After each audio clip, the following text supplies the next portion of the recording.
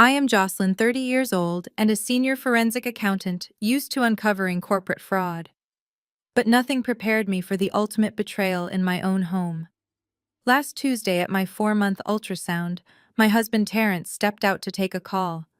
I slipped out to the restroom and accidentally overheard him whispering to the head obstetrician in the hallway. "Make sure she never finds out," Terrence hissed. "One baby is enough. You need to make the second one look like a natural stillbirth on the records." I froze my hand on my belly. That night I did not cry. I began auditing my own marriage. Before I continue, let me know where you are watching from below. Hit like and subscribe if you have ever had to outsmart people who were supposed to protect you. Growing up in a proud, hardworking family, I was taught to trust facts over empty words. My mother always said numbers do not lie, but people certainly do. I took that to heart, building a lucrative career, tracking hidden assets, and exposing white-collar criminals for major firms. I thought I applied that same intuition to my personal life when I married Terrence. He was charismatic, ran a luxury real estate investment firm, and seemed to worship the ground I walked on. But as I stood in that sterile hospital hallway, listening to the father of my unborn children barter away one of their lives, every illusion shattered into pieces. The cold linoleum floor seemed to tilt beneath my feet. I pressed my back against the wall, holding my breath so they would not hear me. Dr. Aris, a renowned specialist in high-risk pregnancies, replied in a hushed clinical tone. "Terrence, this is highly illegal. The medical board would strip my license immediately. We are talking about forging a death certificate for a healthy infant." Terrence scoffed, a familiar sound I heard countless times during his aggressive property deals. "Do not give me that excuse, Aris. You have been heavily compensated for the risk. My sister-in-law expects a healthy baby, and my brother-in-law needs his precious heir to unlock his trust fund.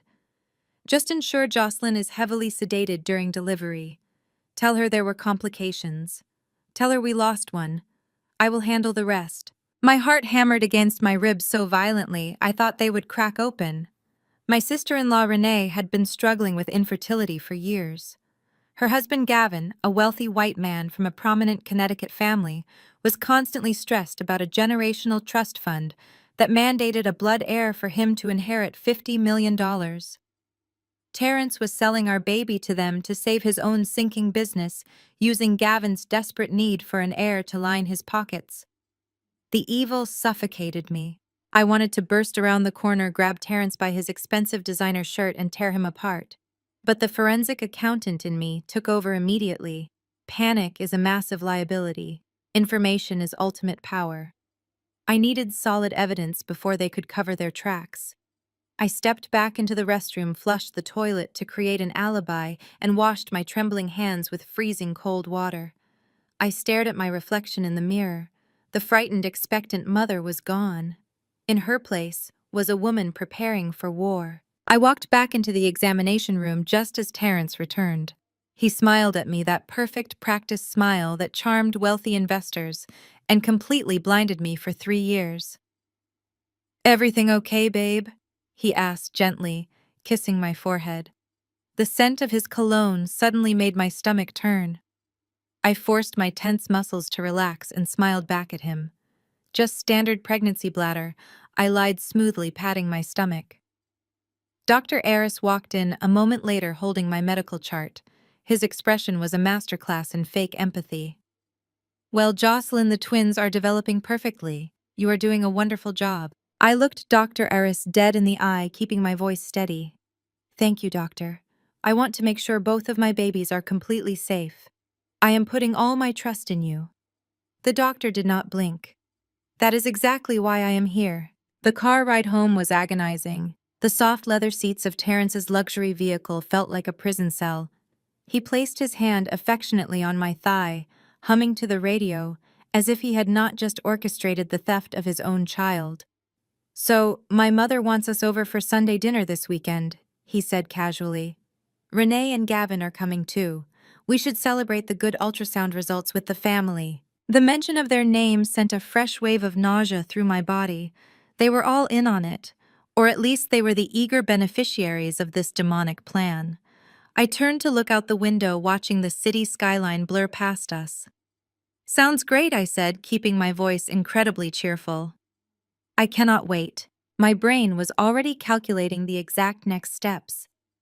Terrence thought he was married to a naive, adoring wife who only cared about baby clothes and nursery colors. He completely forgot that I spend my days dissecting complex financial webs and taking down ruthless corporate criminals. If he wanted to play a deadly game of deception, he had chosen the absolute worst opponent in the world. I did not just need to stop him from taking my child. I needed to destroy his life. I needed to trace the dark money changing hands. I needed unshakable proof, and I would get it. I would start by auditing his accounts tonight. Every transaction, every hidden offshore shell company, every single deleted email. I would build an ironclad case against him, my sister-in-law, and that despicable doctor.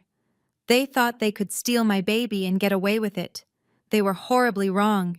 The remaining drive to my mother-in-law's house was a masterclass in psychological torture. Terrence kept his right hand resting gently on my knee, his thumb drawing slow, soothing circles against my skin. To anyone driving past us, we looked like the ultimate modern success story. A handsome, well-dressed couple in a pristine, leased luxury SUV heading to a family dinner with our unborn twins. But every time his fingers brushed my leg, my skin crawled with a primal revulsion I had to force myself to suppress. I focused on my breathing, matching the rhythm of the jazz music playing softly through the car speakers. In my line of work, you learn that the body betrays what the mouth tries to hide. If my breathing turned shallow or my muscles remained rigid, Terrence would notice. He was a predator, and predators sense fear. So I leaned back against the headrest, closed my eyes, and played the part of the exhausted pregnant wife. "Babe, you are quiet," he murmured, his voice thick with that manufactured warmth I once thought was love. "Are the babies giving you a hard time?" I kept my eyes closed and let out a soft, convincing sigh. "Just a little tired," I said, my voice perfectly steady. "Dr. Aris said it is normal to feel drained at this stage. I think the twins are having a growth spurt." He chuckled, a rich, deep sound that made bile rise in my throat. "Well, they are my kids," he said proudly. "They are going to be strong. Just rest up, Jocelyn. We are almost at my mother's house." I kept my eyes shut, using the darkness to visualize the financial maps I would draw up later that night. I needed to know exactly how much debt Terrence's real estate firm was hiding. He drove us through the iron gates of a gated community in the affluent suburbs, a neighborhood filled with sprawling McMansions that reeked of new money and high mortgages. This was where Brenda, my mother-in-law, held her weekly Sunday dinners.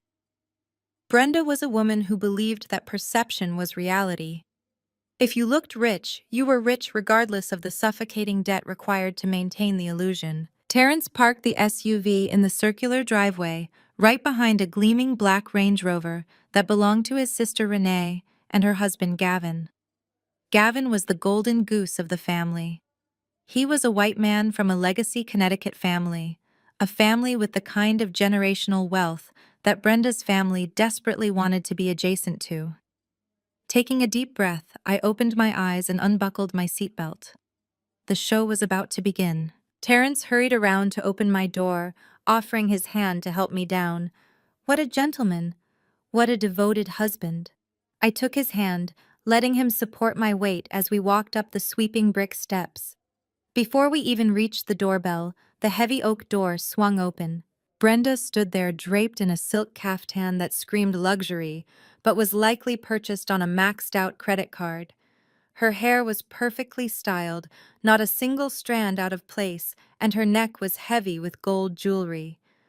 "Oh, look at my beautiful babies," she cooed, ignoring my face entirely and reaching straight for my stomach.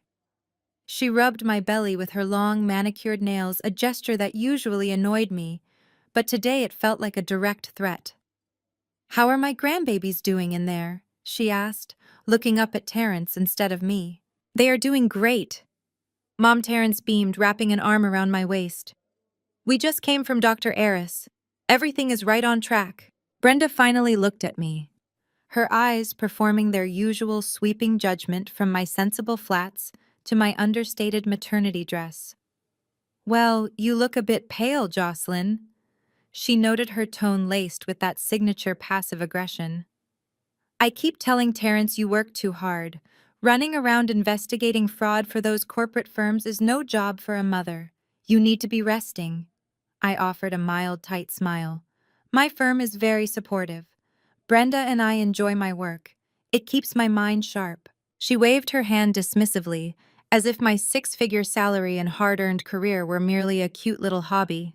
"Well, once the babies come, you will see. You cannot be a part-time mother." "Come inside." Gavin brought a vintage wine from his family cellar. Stepping into Brenda's house was like stepping into a staged furniture showroom. Everything was overly ornate, covered in velvet and gold accents with massive chandeliers that hung too low in the rooms. It was designed to intimidate, to project a status that did not actually exist. I knew for a fact, because I had seen the tax returns years ago, that Brenda was drowning in personal loans. But in this house, she was the queen of high society. In the formal living room, Renee and Gavin were seated on the pristine white sofa.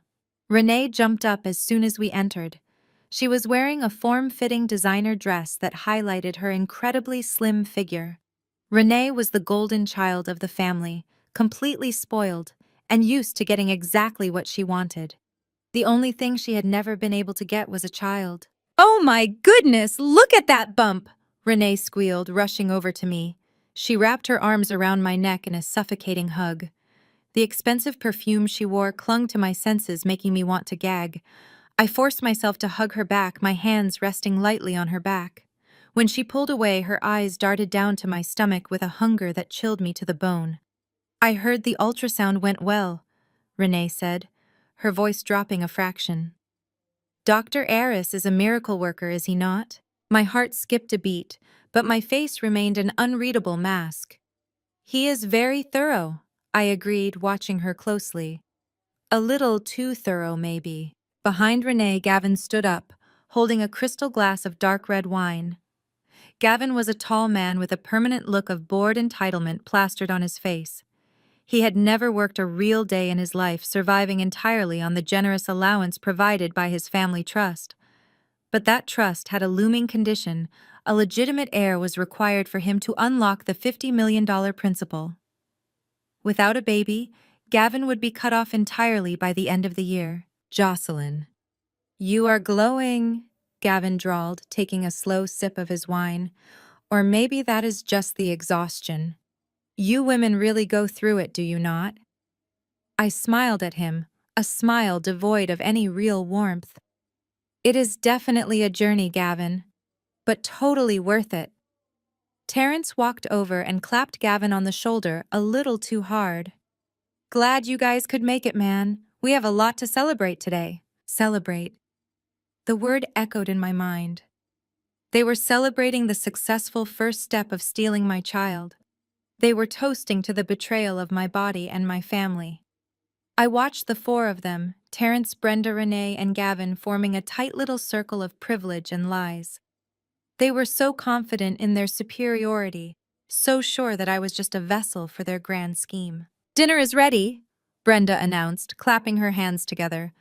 "Let us move to the dining room before the roast gets cold." We moved into the dining room, where a massive mahogany table was set with fine china and polished silver. The seating arrangement was always the same, and always deeply symbolic. Brenda sat at the head of the table. Terrence and Gavin sat on either side of her, holding the positions of honor.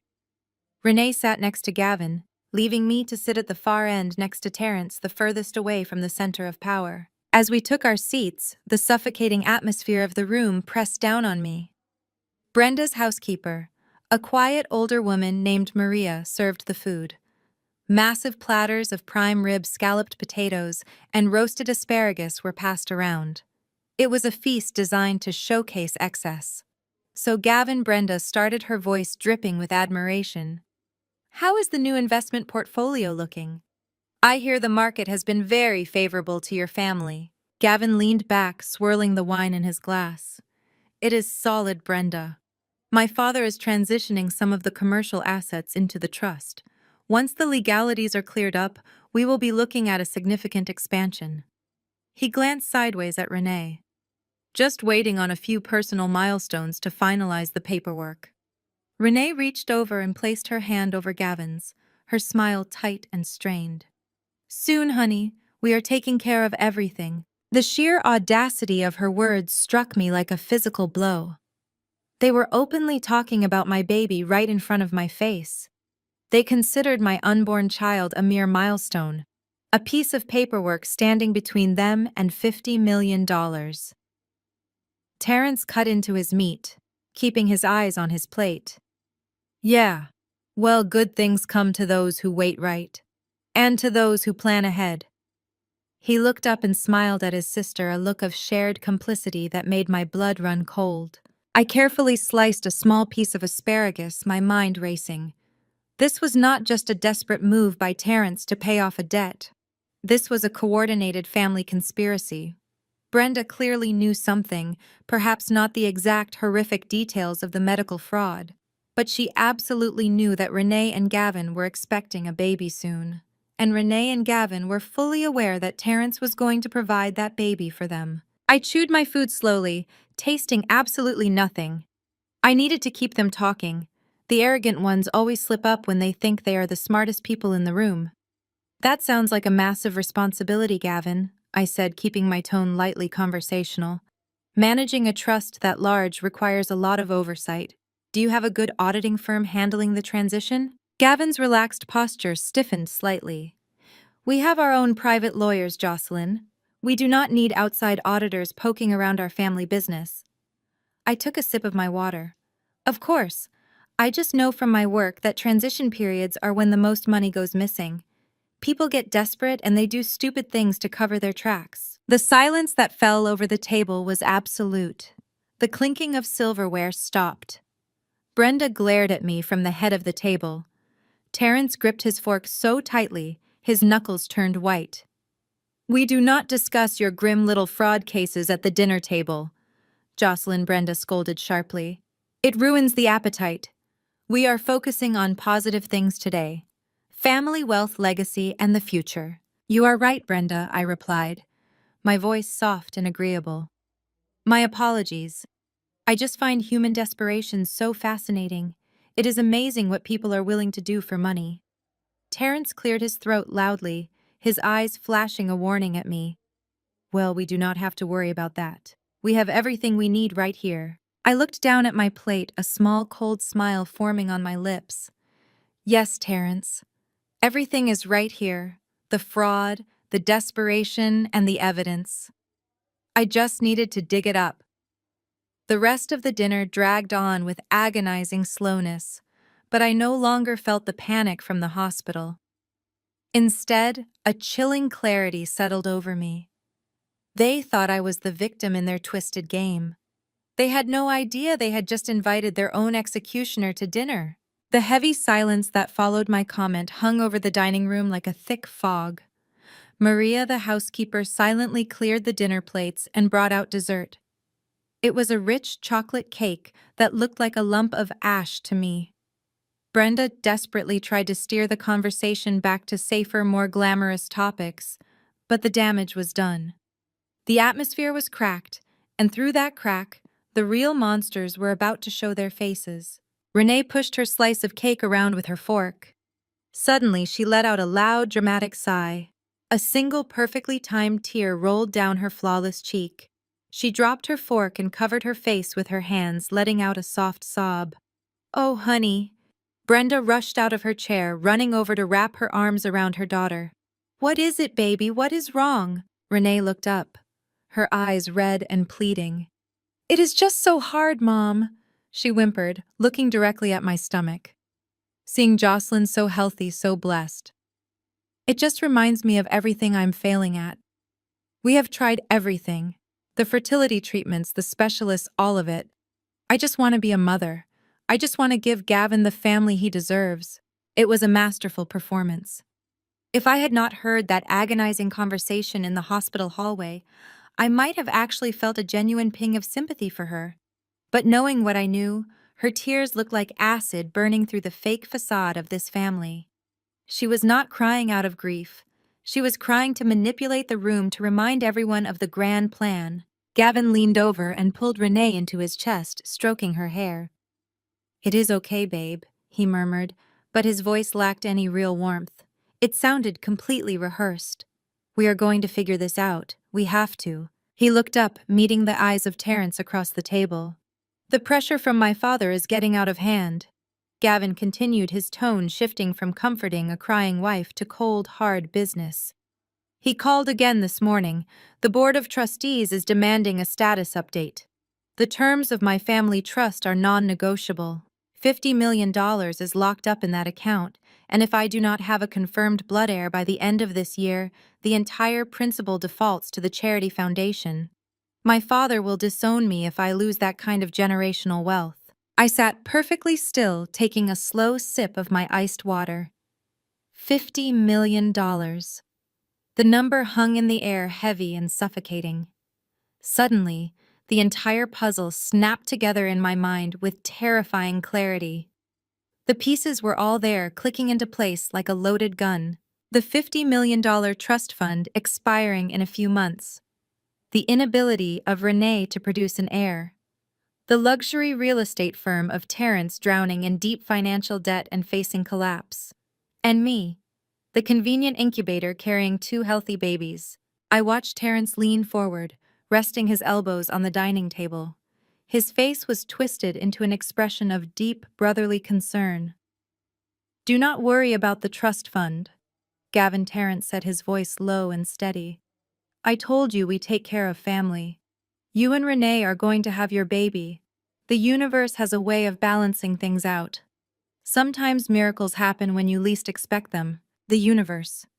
Miracles." He was talking about my child. He was openly talking about stealing my flesh and blood and handing it over to this entitled white man so he could unlock a massive trust fund.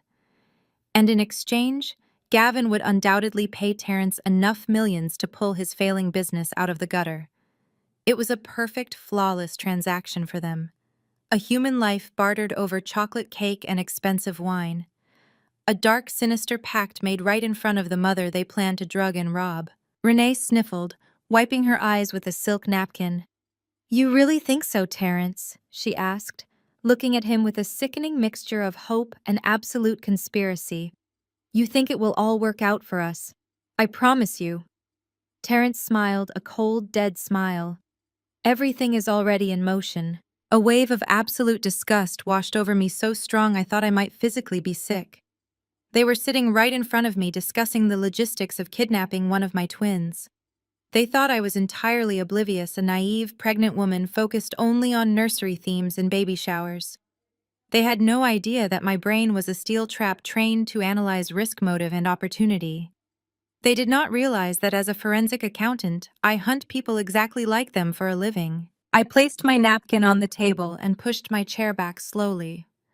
The scraping sound of the wood on the floor drew all their eyes to me. Their faces instantly morphed back into masks of innocent concern. "Are you all right?" Jocelyn Brenda asked, her voice sharp with sudden suspicion. "I am just feeling a little fatigued," I said, forcing a small apologetic smile. "The babies are kicking up a storm. I think I need to go home and lie down. Terrence, do you mind taking me back?" Terrence was out of his chair in a second, playing the role of the doting, loving husband. "Of course, babe. Let us get you home." He walked over and wrapped his arm around my waist, holding me tight and possessive. We said our goodbyes to the room.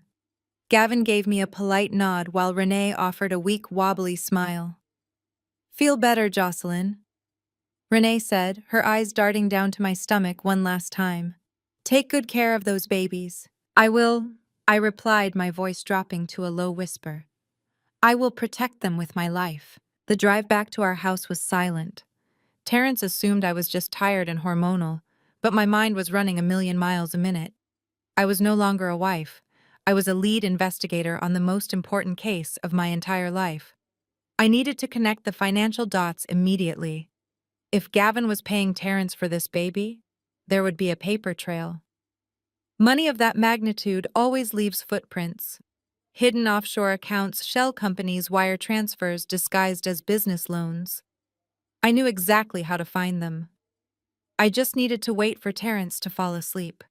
Tonight, the real work would begin. Tonight, I would rip the floorboards out of his pristine life and expose the rot underneath. The digital clock on the bedside table glowed a faint red, showing exactly midnight. Terrence was dead asleep next to me, his chest rising and falling in a steady rhythm. He even snored softly, a sound that used to make me feel safe, but now just made my skin crawl. I lay awake, staring at the ceiling, waiting for another hour to pass, just to be absolutely sure he was in a deep sleep. My pregnant body ached, but adrenaline pumped through my veins, erasing any physical exhaustion. I carefully slid out from under the heavy down comforter, making sure the mattress did not creak. I grabbed my silk robe and walked silently down the carpeted hallway to his home office. Terrence always bragged about his home office. It was a shrine to his ego, with a massive mahogany desk, leather chairs, and framed articles about his real estate firm on the walls. He thought he was untouchable. He also thought his laptop was secure because he used a fingerprint scanner and a complex alphanumeric password. But husbands who hide things are painfully predictable. I had installed a discreet keystroke logger on his network months ago when he first started acting distant, claiming it was just work stress. I never checked it until tonight. I sat down in his leather chair and cracked open the silver laptop. The screen illuminated my face in the dark room. I bypassed his login screen in less than 30 seconds. The desktop appeared cluttered with folders named after various high-end development projects. To an untrained eye, it looked like the workspace of a busy, successful CEO. But I am a forensic accountant. I do not look at the shiny surface. I look for the shadows underneath. I opened his primary accounting software first. The official books were beautifully cooked. Revenue numbers were inflated. Operating costs were minimized, and asset valuations were stretched to the absolute limit. It was a classic house of cards designed to fool casual investors and low-level bank auditors. But I knew Terrence. He kept a secondary set of books. Guys like him always do, because they need to track the actual money to save their own skin. I dug deeper, running a search for hidden partitions on his hard drive. It took me 10 minutes to locate an encrypted folder disguised as a system file. My fingers flew across the keyboard as I ran a decryption script I used for corporate espionage cases. A progress bar appeared on the screen, inching forward painfully slow. I kept glancing over my shoulder at the closed office door, my heart pounding against my ribs. If Terrence woke up and found me here, the entire operation would be blown. I had to be fast, and I had to be ruthless. The folder clicked open. A master spreadsheet appeared on the screen, and as my eyes scanned the columns, the horrifying reality of my husband's life came into sharp focus. Terrence was not just struggling. He was completely financially ruined. The spreadsheet detailed a massive residential development project downtown that had quietly completely collapsed 6 months ago. Investors had pulled out. The bank had frozen his lines of credit, and the construction site was abandoned. But Terrence refused to file for bankruptcy because that would ruin his pristine image and destroy his ego. Instead, he did the most desperate, stupid thing a businessman could do. He went to the shadow market. I scrolled down, following a series of wire transfers routed through a dummy corporation registered in the Cayman Islands. The money flowed into his firm in large, unregulated chunks. 500,000 here, 1 million there. But it was not investment capital. It was a loan from a private syndicate with a reputation for breaking legs and ruining lives. The principal amount was a staggering $4 million. I felt a cold sweat break out on my forehead. $4 million. And the interest rate was completely predatory, compounding weekly. I clicked on an attached PDF file. It was a scanned copy of the loan agreement. My blood turned to ice when I saw the collateral Terrence had put up to secure the money. He had secretly leveraged everything we owned. Our house, my car, even the modest stock portfolio I had built before we got married. He had forged my signature on the guarantee documents. If he defaulted, we would lose absolutely everything, and we would still be hunted by violent criminals. My hands shook as I read the latest communication from the lenders. It was an encrypted email threatening immediate physical consequences if a minimum payment of $1 million was not made by the end of the year. The email was blunt and terrifying. It mentioned me. It mentioned the babies. They knew exactly where we lived and what we cared about. Terrence was trapped in a nightmare of his own making. The walls were closing in on him fast. He was a cornered animal, and cornered animals will do anything to survive. This was the missing piece of the puzzle. This was why he was willing to sell his own flesh and blood. Gavin and Renee were his lifeline. The $50 million trust fund was the only source of liquid cash large enough and desperate enough to bail him out. I sat back in the chair, staring blankly at the screen. The betrayal was so deep, so entirely sociopathic, that it temporarily took my breath away. The man sleeping down the hall was not just a cheating husband or a bad businessman. He was a monster who viewed his wife and children as disposable assets to cover his own pathetic mistakes. He was willing to hand one of our twins over to his sister and let a corrupt doctor falsify medical records just to get a payout to save his own life. A strange sense of calm suddenly washed over me. It was the cold, detached focus that I always felt right before I destroyed a corporate fraudster in court. Crying was useless. Anger was a distraction. I needed to build a cage so tight that Terrence could never escape. I began inserting a flash drive into the laptop, downloading every single file, spreadsheet, and encrypted email. I copied the forged signatures, the offshore account numbers, and the loan shark contracts. This was the motive. This proved exactly why he needed money, and why he needed it now. But motive was not enough for the authorities. I needed the transaction. I needed proof that Gavin and Renee were actively paying for the baby. I needed to find the deposit. I closed the loan shark files and opened his recent banking statements. There had to be a down payment. You do not orchestrate a fake stillbirth without money changing hands first. I squinted at the screen, typing in new search parameters. I was looking for a needle in a digital haystack, but I was the best needle finder in the business. The glow of the screen reflected in my eyes as I prepared to follow the blood money to its source. My fingers flew across the keyboard, bypassing the standard banking interfaces and digging directly into the raw transaction logs of Terrence's business accounts. I knew that a payment for a black market baby would not just show up as a direct deposit from Gavin. These guys thought they were smart. They used layers. I started running cross-references between Gavin's known trust fund accounts and any newly formed dummy structures tied to Terrence. It took me almost 2 hours of relentless searching. My back ached and the twins were kicking aggressively against my ribs as if they knew their mother was fighting for their lives. Then at 2:17 in the morning, I found it. It was a freshly registered shell company called Horizon Medical Logistics. It had been incorporated in Delaware just 3 weeks ago, right around the time I had my first major ultrasound. The registered agent was a low-level paralegal who worked for Terrence's real estate firm. I pulled up the incoming wire transfers for this dummy corporation. There was only one transaction, a massive deposit of $500,000. The originating account belonged to the Sterling Family Trust, which was Gavin's primary financial umbilical cord. I stared at the screen, my breath catching in my throat. I clicked on the transaction details, expanding the hidden metadata. There in the memo line was a single phrase that made my stomach violently turn. Medical consultation fee. $500,000 for a medical consultation. It was a down payment. They were buying my baby on an installment plan.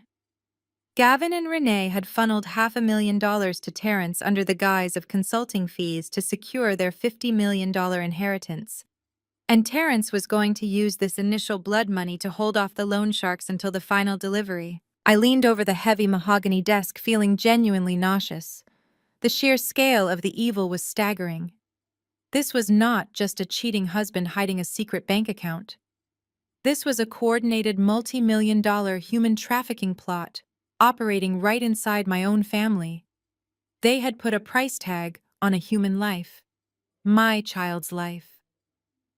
And the most terrifying part was the involvement of Dr. Eris. A $500,000 down payment meant that Eris was already heavily compromised. Men like him do not risk their medical licenses for cheap bribes. Terrence must have promised the doctor a massive cut of the final payout once the fake stillbirth was officially recorded. They had it all figured out. Aris would deliver the twins, declare one deceased, and forge the death certificate. Then he would likely hand the babies straight to Renee and Gavin in a private wing of the clinic. They would walk out the back door with their purchased heir, while I would be left sedated grieving for a child that was never actually dead. The cruelty was so precise, so clinically planned that it terrified me. They were relying on my grief to blind me to the truth. They expected me to be a broken, weeping mess, completely dependent on my loving husband to handle the tragic hospital paperwork. But they forgot one crucial detail. They forgot who I am. I thought back to the dinner table a few hours ago. Gavin's smug face swirling his expensive red wine, complaining about the pressure from his father. He felt so entitled to that $50 million that he was willing to buy a human being to get it. And Renee with her perfectly timed crocodile tears playing the tragic infertile wife while secretly funding the theft of my baby. Did Brenda know the full extent of this financial transaction? She was a woman obsessed with money and status. She probably helped broker the deal. She had always looked down on me because I actually worked for a living instead of relying on a trust fund. To her, I was just the hired help, the surrogate carrying the golden ticket for her favorite child. My mind raced through the legal implications. The federal authorities would need an airtight timeline. The wire fraud was a federal offense because the money crossed state lines from Connecticut to Delaware. The medical fraud would involve the state licensing board. I was silently building an organizational chart of their criminal enterprise in my head. Terrence was the desperate supplier. Gavin and Renee were the wealthy buyers. Dr. Eris was the corrupt facilitator. And I was the target. I plugged my encrypted flash drive back into the laptop and began siphoning every single document related to Horizon Medical Logistics. I downloaded the articles of incorporation, the wire transfer receipts, and the internet protocols used to authorize the payments. I gathered enough federal evidence to put Terrence Gavin and Dr. Eris in prison for the rest of their natural lives. The crime was no longer just a familial betrayal. This was wire fraud, medical malpractice, tax evasion, and conspiracy to commit human trafficking. It was a federal nightmare waiting to happen. Once the transfer was complete, I carefully erased my digital footprints. I cleared the cache, wiped the temporary files, and reset the keystroke logger. I left the desktop exactly as I had found it, not a single pixel out of place. I shut down the laptop and wiped the keyboard with my sleeve to remove any smudges. I stood up from the desk, my legs trembling slightly from the adrenaline crash. The silence of the house felt entirely different now. It was no longer a home. It was a crime scene. I walked back down the dark hallway past the closed door of the nursery that we had painted just last month. They were planning to leave one crib empty. They were planning to let me paint a nursery for a ghost. I slipped back into bed next to Terrence. His arm lazily flopped over my stomach, resting heavy and warm against my skin. Earlier this evening, that touch would have felt like love. Now it felt like the cold grip of a warden. I lay completely still, staring at the shadows dancing across the ceiling. The tears finally came, but they were not tears of sorrow.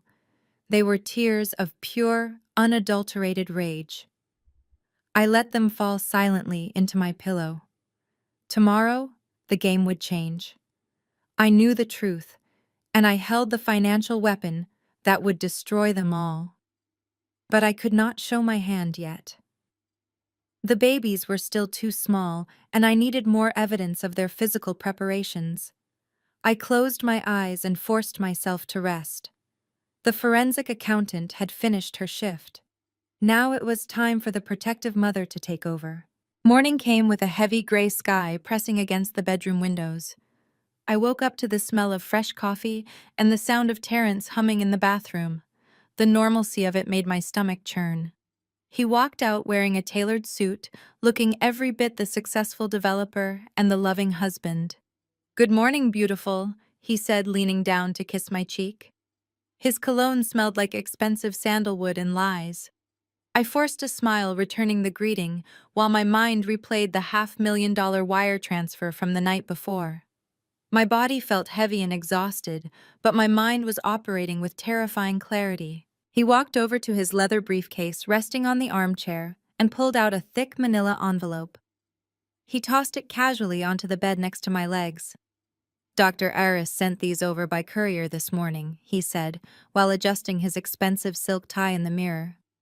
"Just some standard early admission forms for the private birthing suite." He said, "Since it is a high-risk twin delivery, they need everything signed in advance, so we do not have to deal with paperwork on the actual day when you are in pain." I stared at the unmarked envelope. My forensic instincts flared immediately. People who want to hide malicious intent always bury it in mountains of boring bureaucratic paperwork. It is the oldest trick in the corporate fraud playbook. You overwhelm the target with pages of dense text and rush them into signing at the very last minute. "Oh," I said, reaching for the envelope and keeping my voice light. "I can look these over later today after I eat something." Terrence stopped adjusting his tie and looked at me through the mirror. His reflection showed a brief flash of irritation before he smoothed it over with his charming smile. His voice tightened just a fraction. "Actually, babe, Eris needs them back by noon to secure the VIP suite. There is a wait list for that room. Just sign the back pages now and I will drop them off on my way to the office. It is just standard hospital liability stuff, nothing you need to worry your pretty head about." He walked over and handed me a pen, a sleek silver fountain pen he probably bought with the loan shark money. I slid the thick stack of papers out of the envelope. There were at least 30 pages printed on thick legal paper. Standard medical jargon, liability waivers, consent for emergency surgery, dietary requests for the maternity ward. Terrence stood at the edge of the bed, checking his gold watch. "Just sign the highlighted tabs, Jocelyn," he urged, tapping his foot slightly against the hardwood floor. "I am running late for a major site visit with some new investors." I smiled up at him, playing the role of the diligent but docile pregnant wife. "You know I cannot sign anything without reading it. Terry, it is an occupational hazard. My firm would fire me if they knew I signed blind contracts." I began scanning the pages, flipping them over one by one. My eyes moved rapidly, picking out keywords and structural anomalies. Pages 1 through 10 were completely normal hospital policies regarding visiting hours and parking. Page 11 was a standard epidural consent form. Pages 12 through 16 detailed the billing codes for our health insurance provider. Everything looked incredibly routine to a normal expectant mother. But then I hit page 17. The texture of the paper was slightly different. The font size was a millimeter smaller than the rest of the document, and the margins were adjusted to cram more text onto a single page. The header simply read, "Contingency Protocol B," in bold letters. My eyes darted across the dense legal text, reading it with the speed and precision of a seasoned auditor. It was not a medical form at all. It was a binding legal contract wrapped in confusing medical terminology. My heart hammered violently against my ribs as I translated the legal jargon in my head. In the event of neonatal demise or severe medical complication resulting in the loss of one infant, the mother hereby consents to the immediate transfer of physical remains and waives all rights to an independent autopsy. It went on, authorizing the private clinic to handle all mortuary arrangements without further parental consultation. It explicitly stated that the hospital would retain full custody of the deceased infant for biological disposal. Biological disposal. They were talking about handing my living, breathing baby out the back door to Gavin and Renee. They were creating an impenetrable legal shield. If I signed this document, I was giving Dr. Aris the absolute legal right to take my baby, fake its death, and disappear the evidence without me ever being allowed to demand an investigation or a second medical opinion. The horror did not stop there. Tucked right at the bottom of page 18, hidden beneath a clause about maternal blood transfusions, was a psychiatric waiver. It stated that in the event of severe postpartum depression or maternal incapacitation, temporary medical power of attorney and temporary guardianship of any surviving dependents would transfer immediately to the designated next of kin. And the name typed into the blank space was not my mother. It was Renee Sterling. My breath hitched. It was a masterful, flawless trap. If I signed this, I was not just selling my baby. I was giving them the weapon to take my other baby too if I caused a scene. If I found out the truth and had a breakdown, they had a clause ready to declare me an unfit mother and hand my surviving twin over to his sister. They wanted to wipe me out completely. Terrence was watching me closely now, his fake smile slipping away, revealing the cold, calculating predator underneath. "What is taking so long?" he asked, stepping closer to the edge of the bed. His shadow fell over the paperwork. "It is just hospital red tape, Jocelyn. You are overthinking it like you always do.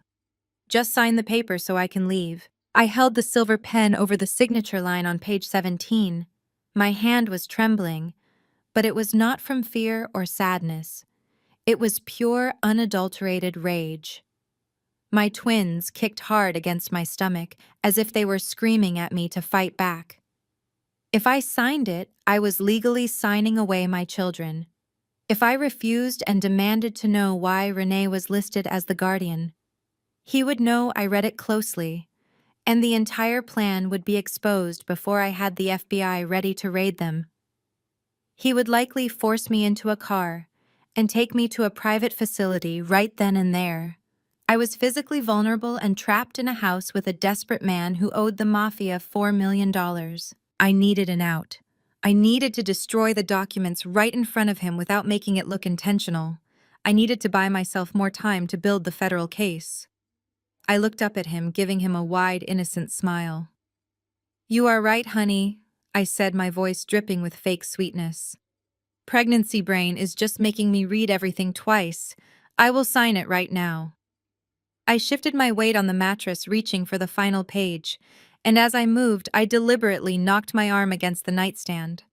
My eyes locked onto the steaming mug of black coffee sitting right next to my elbow. I swung my elbow backward with calculated force. My arm collided heavily with the ceramic mug, sending it toppling over the edge of the nightstand. A tidal wave of scalding black coffee cascaded directly onto the bed, instantly saturating the thick manila envelope and the 30 pages of legal documents scattered across the duvet. The dark liquid rapidly absorbed into the paper, turning the dense text into an illegible, muddy blur. The ink on page 17. The biological disposal clause bled out instantly, completely destroying the signature line. Terrence let out a vicious roar of anger that echoed off the bedroom walls. "What the hell is wrong with you?" he screamed, his face turning a dark, violent shade of red. He lunged forward, grabbing the soaked papers and burning his fingers on the hot liquid. "Damn it, Jocelyn! Look what you did!" These were original copies. His sudden, explosive rage was terrifying. The charming husband mask had completely vanished, leaving only the desperate, cornered animal I had seen in the financial documents. But I could not let him see that I was intimidated. I immediately shrank back against the headboard, bringing my hands up to cover my mouth. I let my eyes fill with genuine tears, fueled by the stress and horror of the past 24 hours. "Oh my God. Terry, I am so sorry," I gasped, my voice trembling perfectly. "I am so clumsy lately. My center of gravity is completely off because of the twins and I just lost my balance. I am so sorry. Please do not be mad at me." I let out a soft, pathetic sob, cradling my stomach.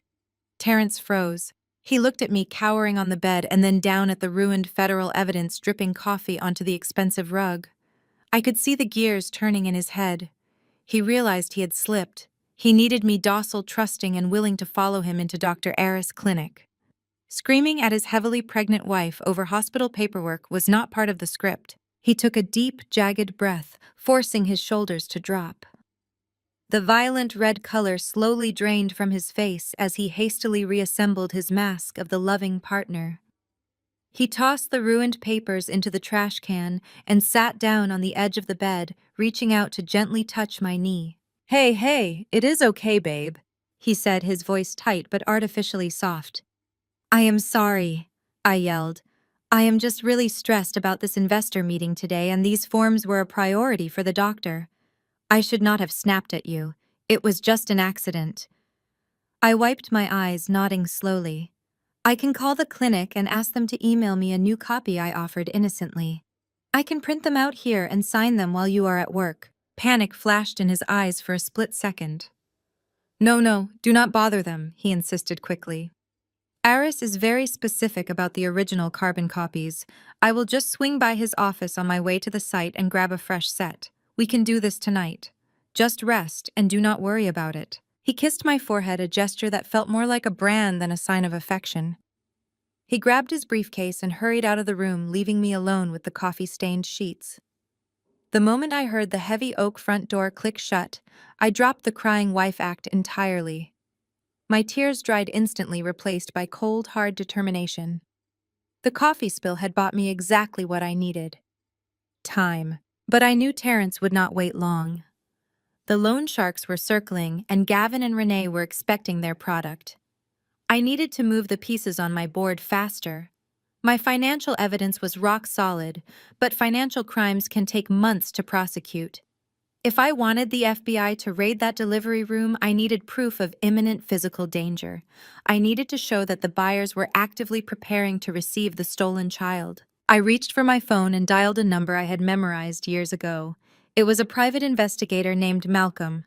Malcolm was a former federal agent who now handled discreet corporate espionage cases for my firm. He was incredibly expensive, highly paranoid, and absolutely brilliant. He did not ask questions, he just delivered results. The line rang twice before a gruff voice answered.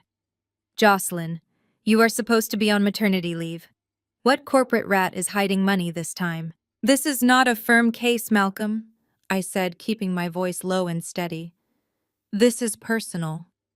I need off the books surveillance starting exactly 1 hour ago. I need 2 targets tailed 24/7. Malcolm paused, sensing the chilling seriousness in my tone. "Who are the targets?" "My sister-in-law, Renee Sterling, and her husband, Gavin. They live in the gated community over in Connecticut. I need to know everywhere they go and everyone they talk to. But most importantly, I need to know what they are buying and what they are building inside their home. Look for contractors, baby furniture deliveries, anything related to a nursery." "You are looking for a hidden pregnancy?" Malcolm asked, sounding slightly confused. "No," I replied coldly. "I am looking for a human trafficking drop site.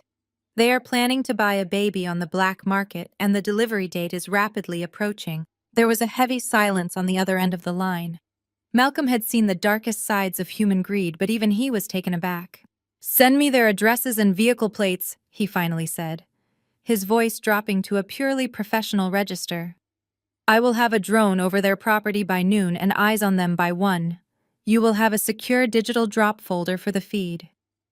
"Thank you, Malcolm. And be careful. They have a lot of money and they are extremely desperate." I hung up the phone, feeling a dark sense of satisfaction. Terrence thought he was playing chess against a pawn, but he was actually playing against the queen.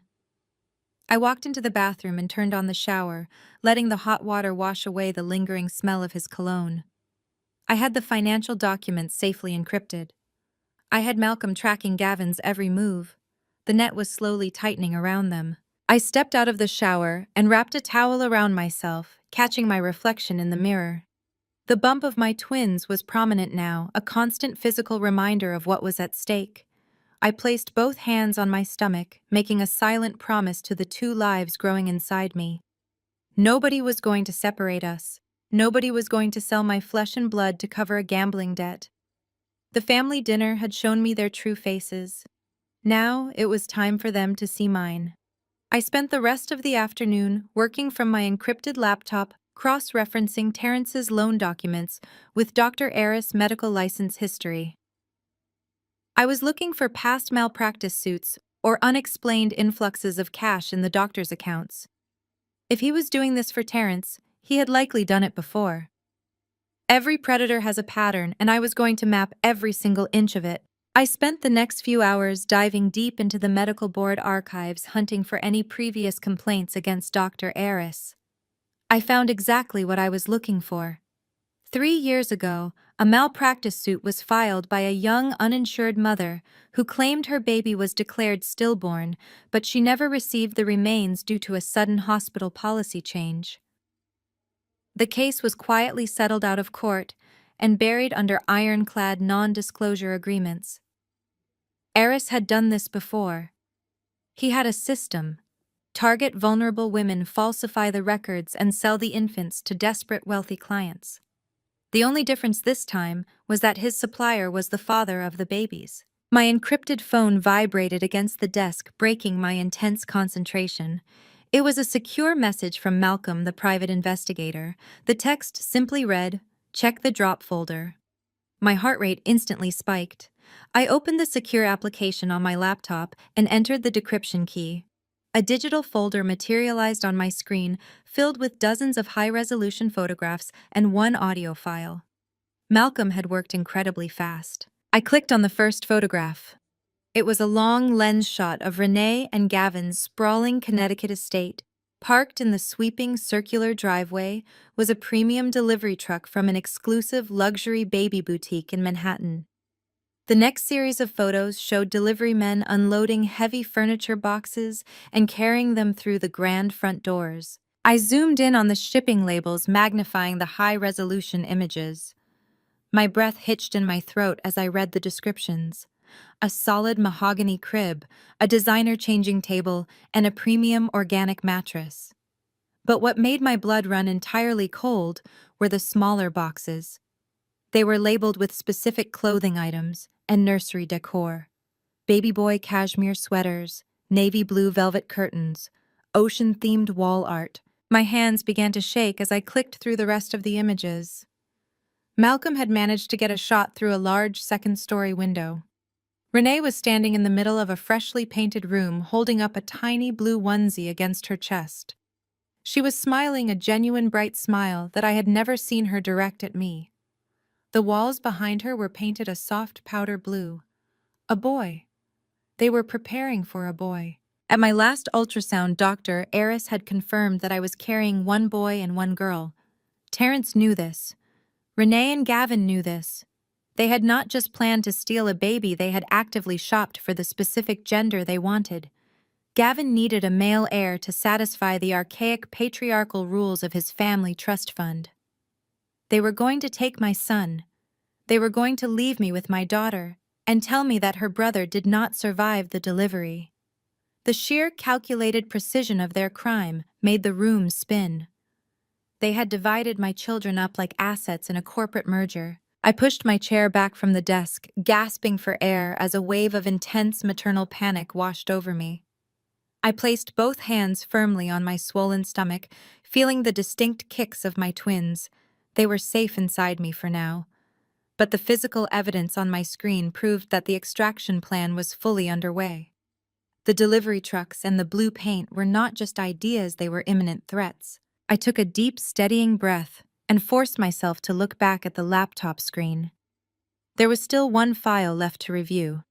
It was an audio file labeled Country Club Patio. I plugged in my headphones, ensuring the sound would not echo through the empty house. I clicked play. The recording started with the ambient noise of clinking glasses and distant chatter. Then Gavin's unmistakable, arrogant voice cut through the background noise. He was speaking loudly, completely confident in his secluded environment. "Look, Richard, I do not care about the standard waiting periods," Gavin said, his tone dripping with entitlement. "You just need to have the trust fund transfer documents finalized and ready for my signature by the second week of November." A second voice, presumably his lawyer Richard, responded cautiously. "Gavin, a sudden adoption or surrogacy arrangement without prior legal documentation raises massive red flags with the Board of Trustees. They will want DNA tests. They will want to see the agency paperwork.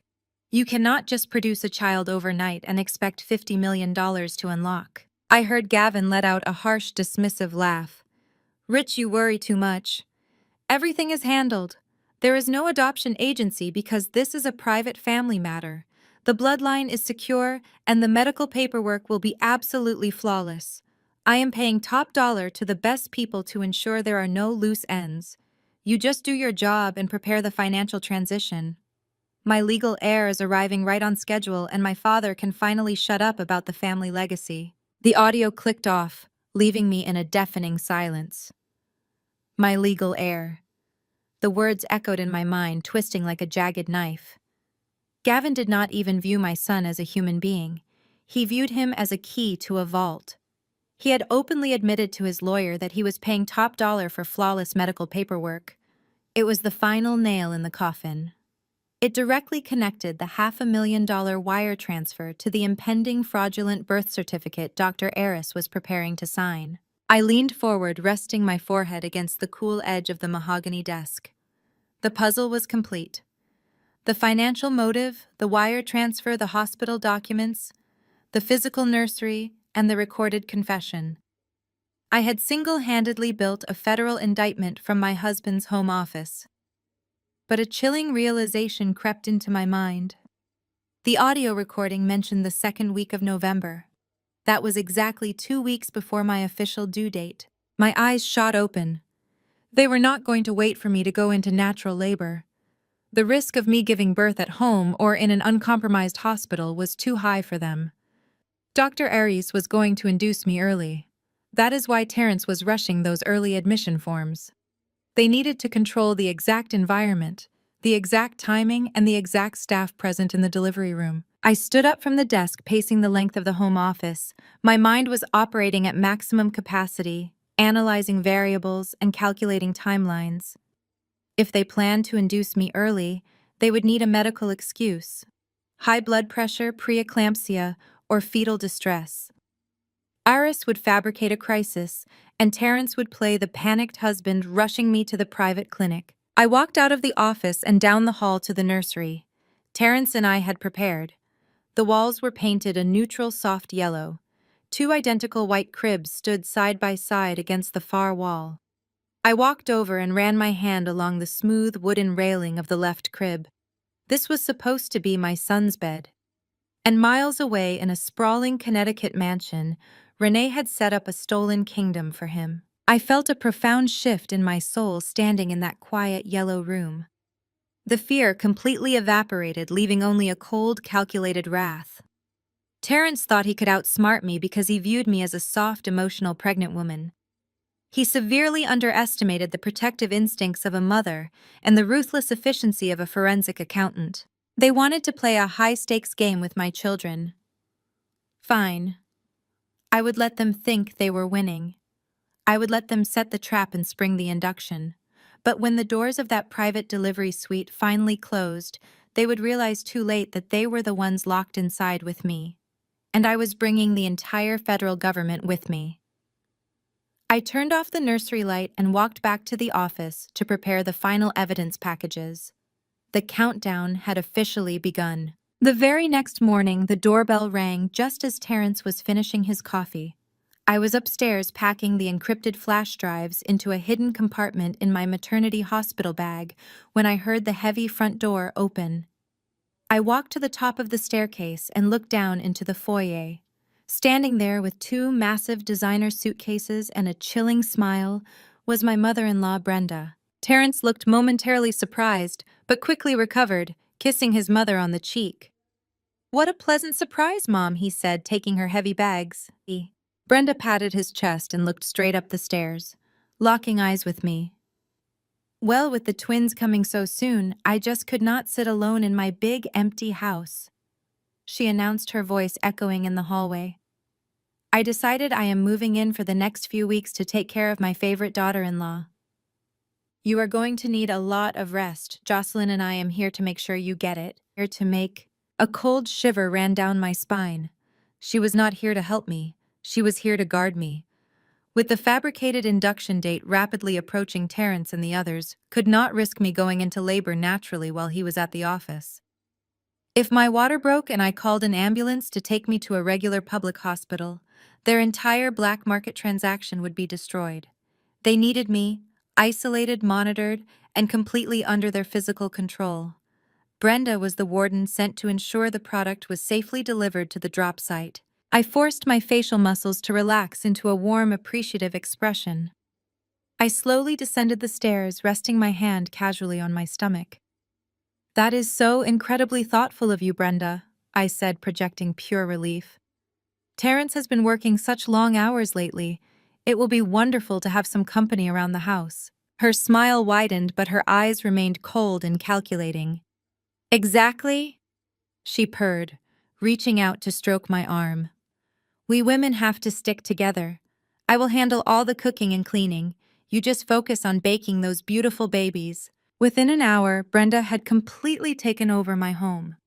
She unpacked her things into the guest room, right next to the master suite, ensuring she could hear my every move during the night. She then marched into my kitchen and began aggressively throwing away my groceries. She tossed out my fresh fruit, my organic yogurts, and my decaf coffee, claiming they lacked the proper nutritional value for a high-risk twin pregnancy. I sat at the kitchen island watching her systematically dismantle my safe space. She hummed a cheerful tune while she worked, completely oblivious to the fact that I knew exactly what she was. I let her play the overbearing mother-in-law because every move she made was just another piece of evidence I was mentally cataloging for the federal prosecutor. Around noon, Brenda placed a steaming bowl of chicken soup in front of me. It smelled overly salty, but I smiled and thanked her.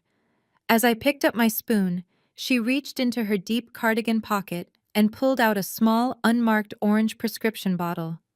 It did not have a pharmacy label, a warning sticker, or even a standard child-proof cap. It just had a piece of masking tape with the letter J written in black marker. "I almost forgot," she said, shaking the bottle so the pills rattled inside. "Terrence stopped by Dr. Eris' clinic this morning before he went to the construction site. The doctor said your iron and calcium levels were dropping rapidly. He prescribed this new proprietary blend of prenatal vitamins. He was very strict about you taking one every single day with your lunch." She unscrewed the cap and tipped a single large white pill onto the granite countertop right next to my bowl. It looked thick and chalky, completely different from the smooth gel capsules I had been taking for the past 8 months. My forensic mind immediately sounded the alarm. Doctors do not dispense unmarked proprietary pills in blank bottles through husbands. Pharmacies do. This was not a vitamin. This was a chemical agent designed to manipulate my body.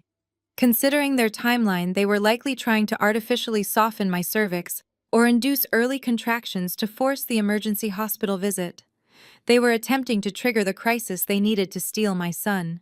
Brenda stood directly across the island, leaning forward slightly. Her eyes were fixed on the white pill and then on my face.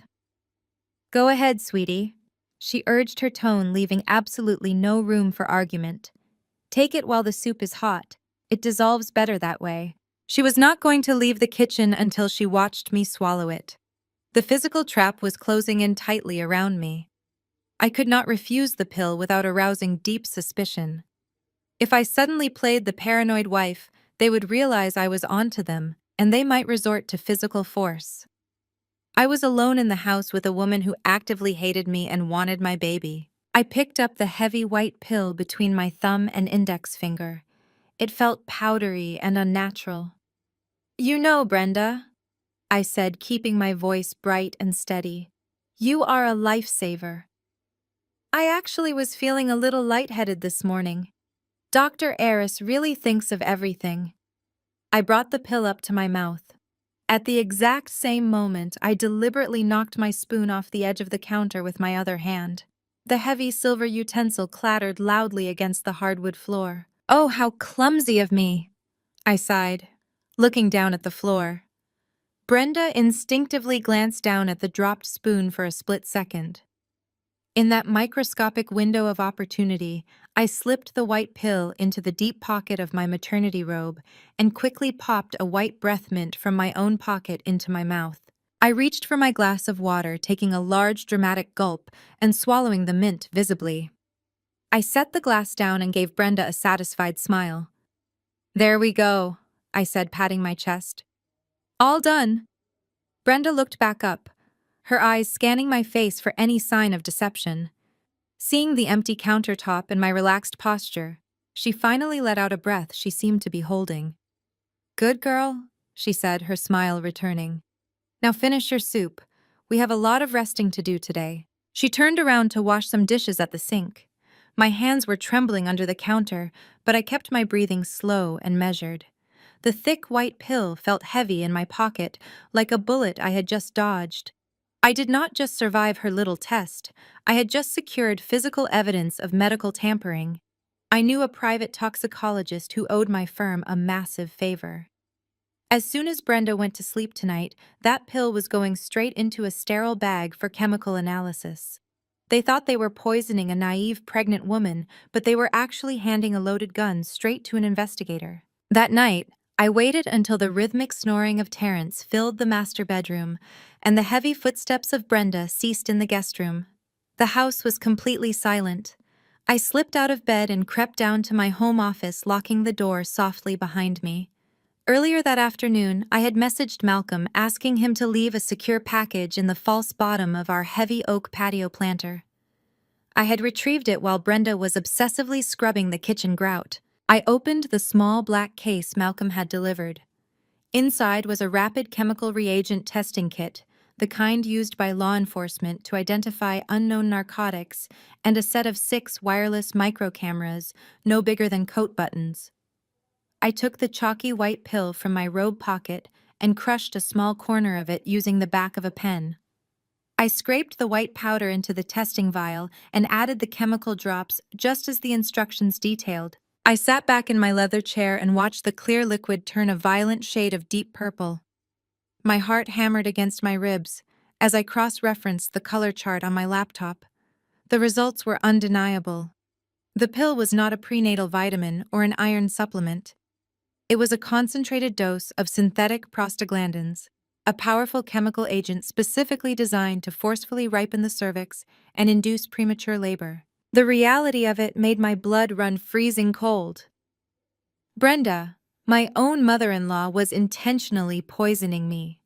She was trying to force my body into a traumatic early labor so they could control the delivery timeline and hand my son over to Dr. Eris before I even knew what was happening.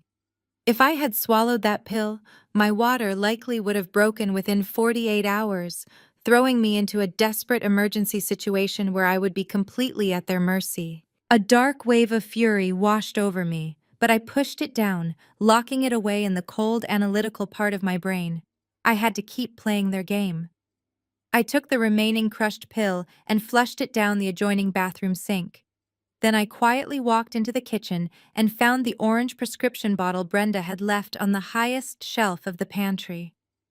I emptied the toxic labor-inducing pills into a Ziploc bag and replaced them with a generic brand of chalky white calcium supplements I had kept hidden in my work bag.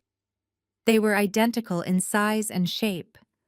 Let Brenda think she was poisoning me. I would swallow her fake pills every single day with a smile. With the immediate physical threat neutralized, I went to work on the surveillance.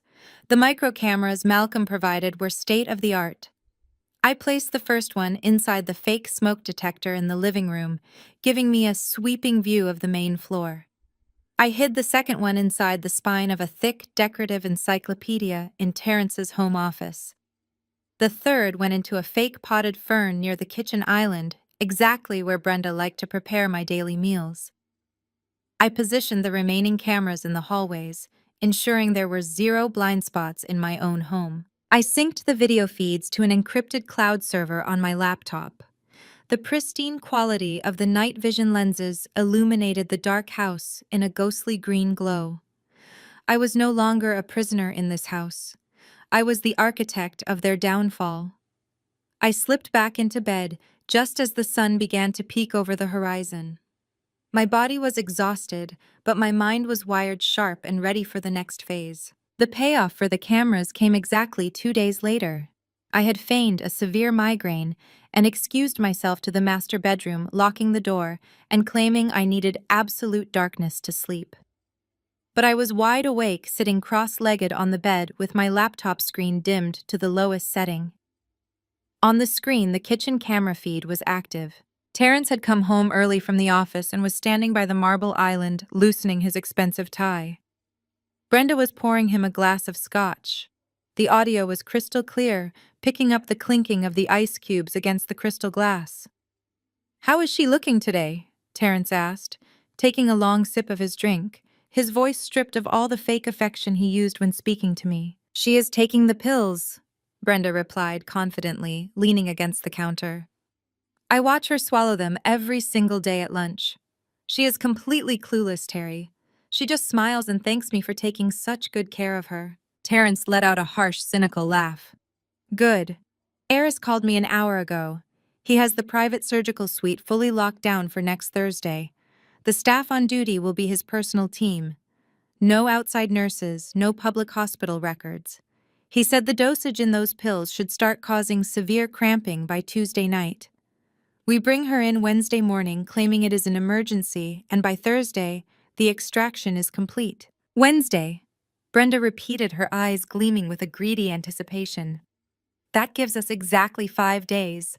Have Gavin and Renee finalized their end?" Terrence nodded, swirling the amber liquid in his glass. Gavin's lawyer drew up the private transfer papers.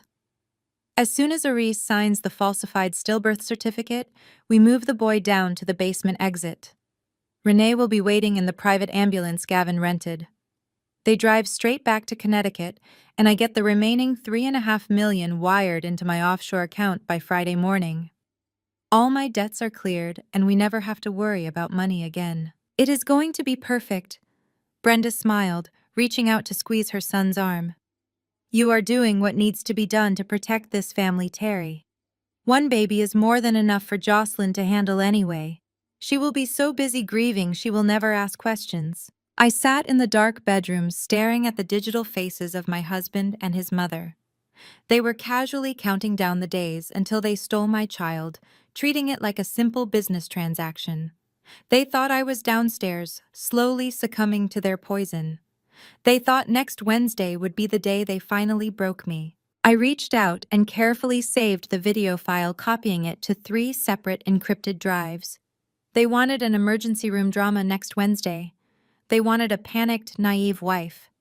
I decided right then that I would give them exactly the show they were expecting, but the script was going to be entirely mine.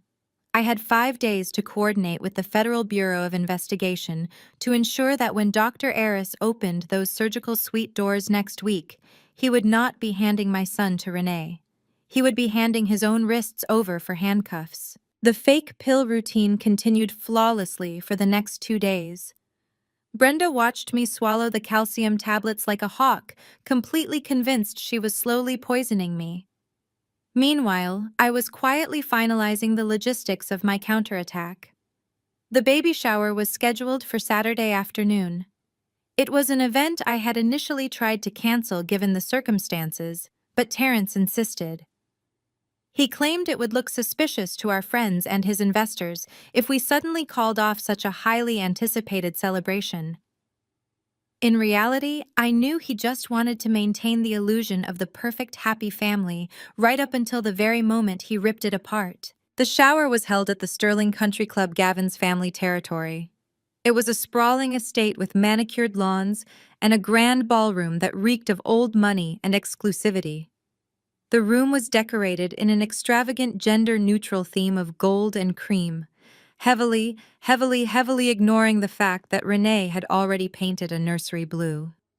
Crystal chandeliers hung from the ceiling, casting a warm glow over the massive towers of expensive gifts and the towering 5-tier fondant cake. I wore a simple, elegant cream dress, hiding the heavy emotional armor I was wearing underneath. As I walked into the ballroom on Terrence's arm, a chorus of oohs and ahs erupted from the guests.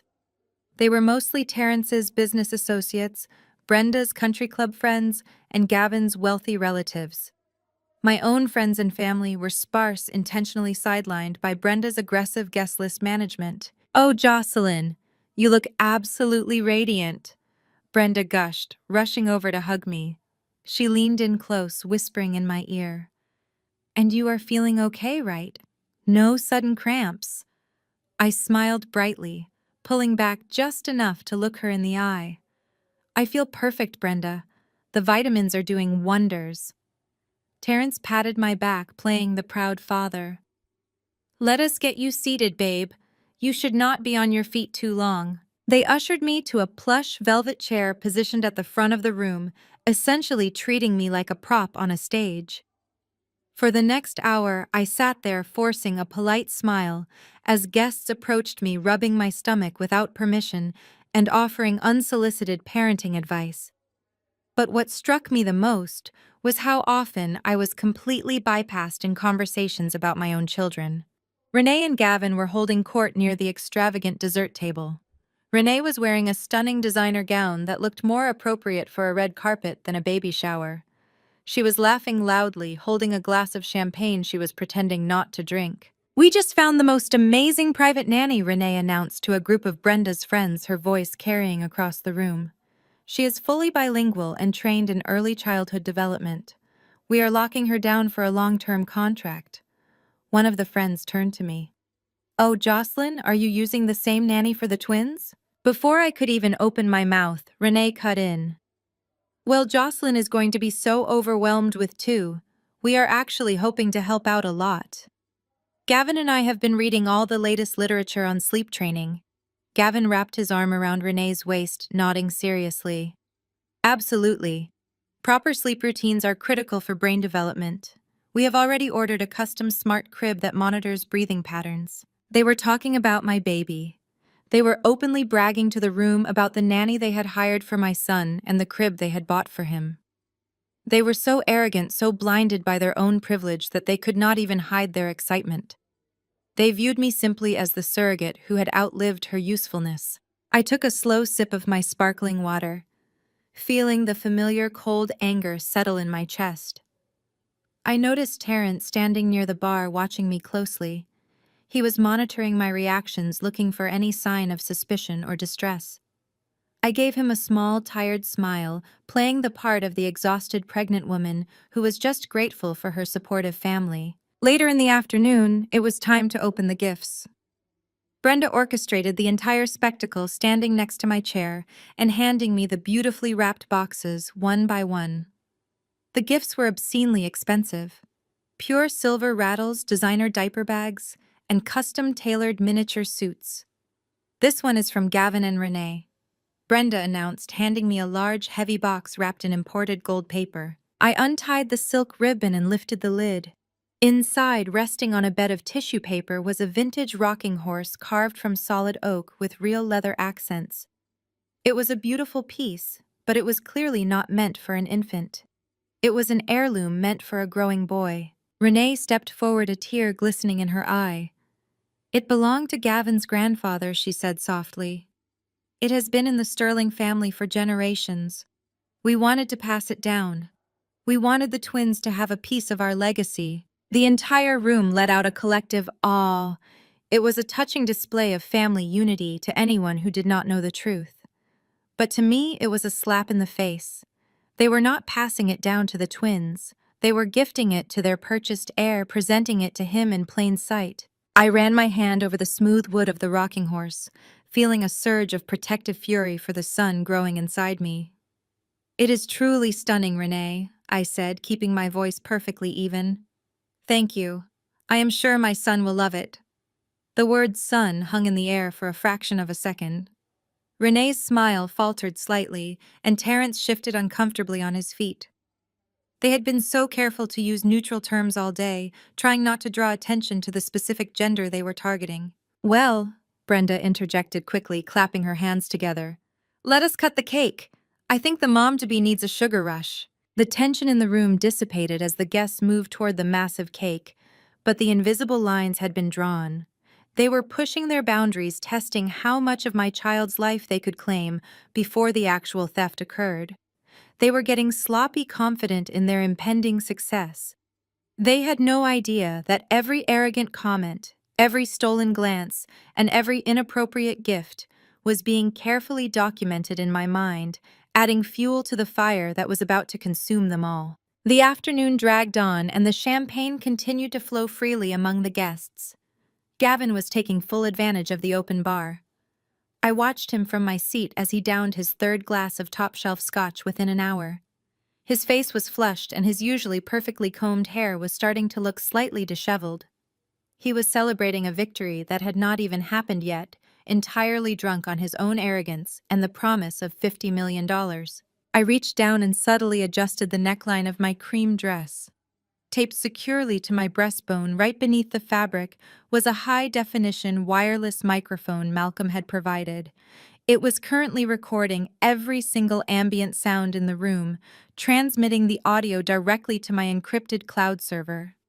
I just needed Gavin to get close enough to pick up his voice clearly. The opportunity presented itself when Brenda dragged Terrence across the ballroom to take photos with some obscure relatives. Renee was occupied near the gift table, loudly explaining the organic materials of the designer diaper bag she had bought. For the first time all afternoon, I was sitting completely alone. Gavin noticed. He pushed off the bar, swaying slightly on his feet, and began walking toward my chair. He held his heavy crystal glass loosely in one hand, his eyes fixed on my stomach with a greedy, possessive stare that made my skin crawl. I kept my posture relaxed, resting my hands calmly on my lap, but my heart was pounding a frantic rhythm. He stopped right in front of me, blocking my view of the rest of the room. The smell of expensive scotch and stale cigar smoke rolled off him in waves. "Well, Jocelyn," he slurred loudly, tilting his head to the side. "You are doing a real stand-up job." I forced a polite, innocent smile, looking up at him. "Thank you, Gavin. I am just trying to get through the final stretch." He let out a dark, low chuckle. "Oh, the final stretch is the most important part. You have to stick the landing." He leaned in closer, his alcohol-laced breath washing over my face. Without any warning, he reached out and placed his large, heavy hand directly onto my swollen stomach. Every instinct inside me screamed to slap his hand away, to stand up and scream for security. It was a massive violation of my physical space. But the forensic accountant in me knew that this was the golden moment. I needed him to speak. I needed him to incriminate himself on the federal wire. So I stayed perfectly still, holding my breath and letting the hidden microphone do its job. "You are carrying a heavy load there, Jocelyn." Gavin mumbled, his fingers pressing slightly into my dress. "It is a lot of responsibility. You have no idea how much is riding on this." I kept my voice soft and confused, trying to prompt him. "Riding on what, Gavin?" "It is just a pregnancy." He leaned down even further until his mouth was inches from my ear. He completely dropped the supportive brother-in-law act. His voice was a menacing, drunken whisper. "Stay healthy, Jocelyn. My family's 50 million is in there. My entire legacy is swimming around inside you. You better deliver my boy in perfect condition." The words hit the microphone loud and clear. "My entire legacy. Deliver my boy." It was a flawless, unarguable confession. He knew exactly what he was buying, and he viewed my body merely as a shipping container for his trust fund payout. Suddenly, a hand grabbed Gavin's shoulder and violently yanked him backward. It was Terrence.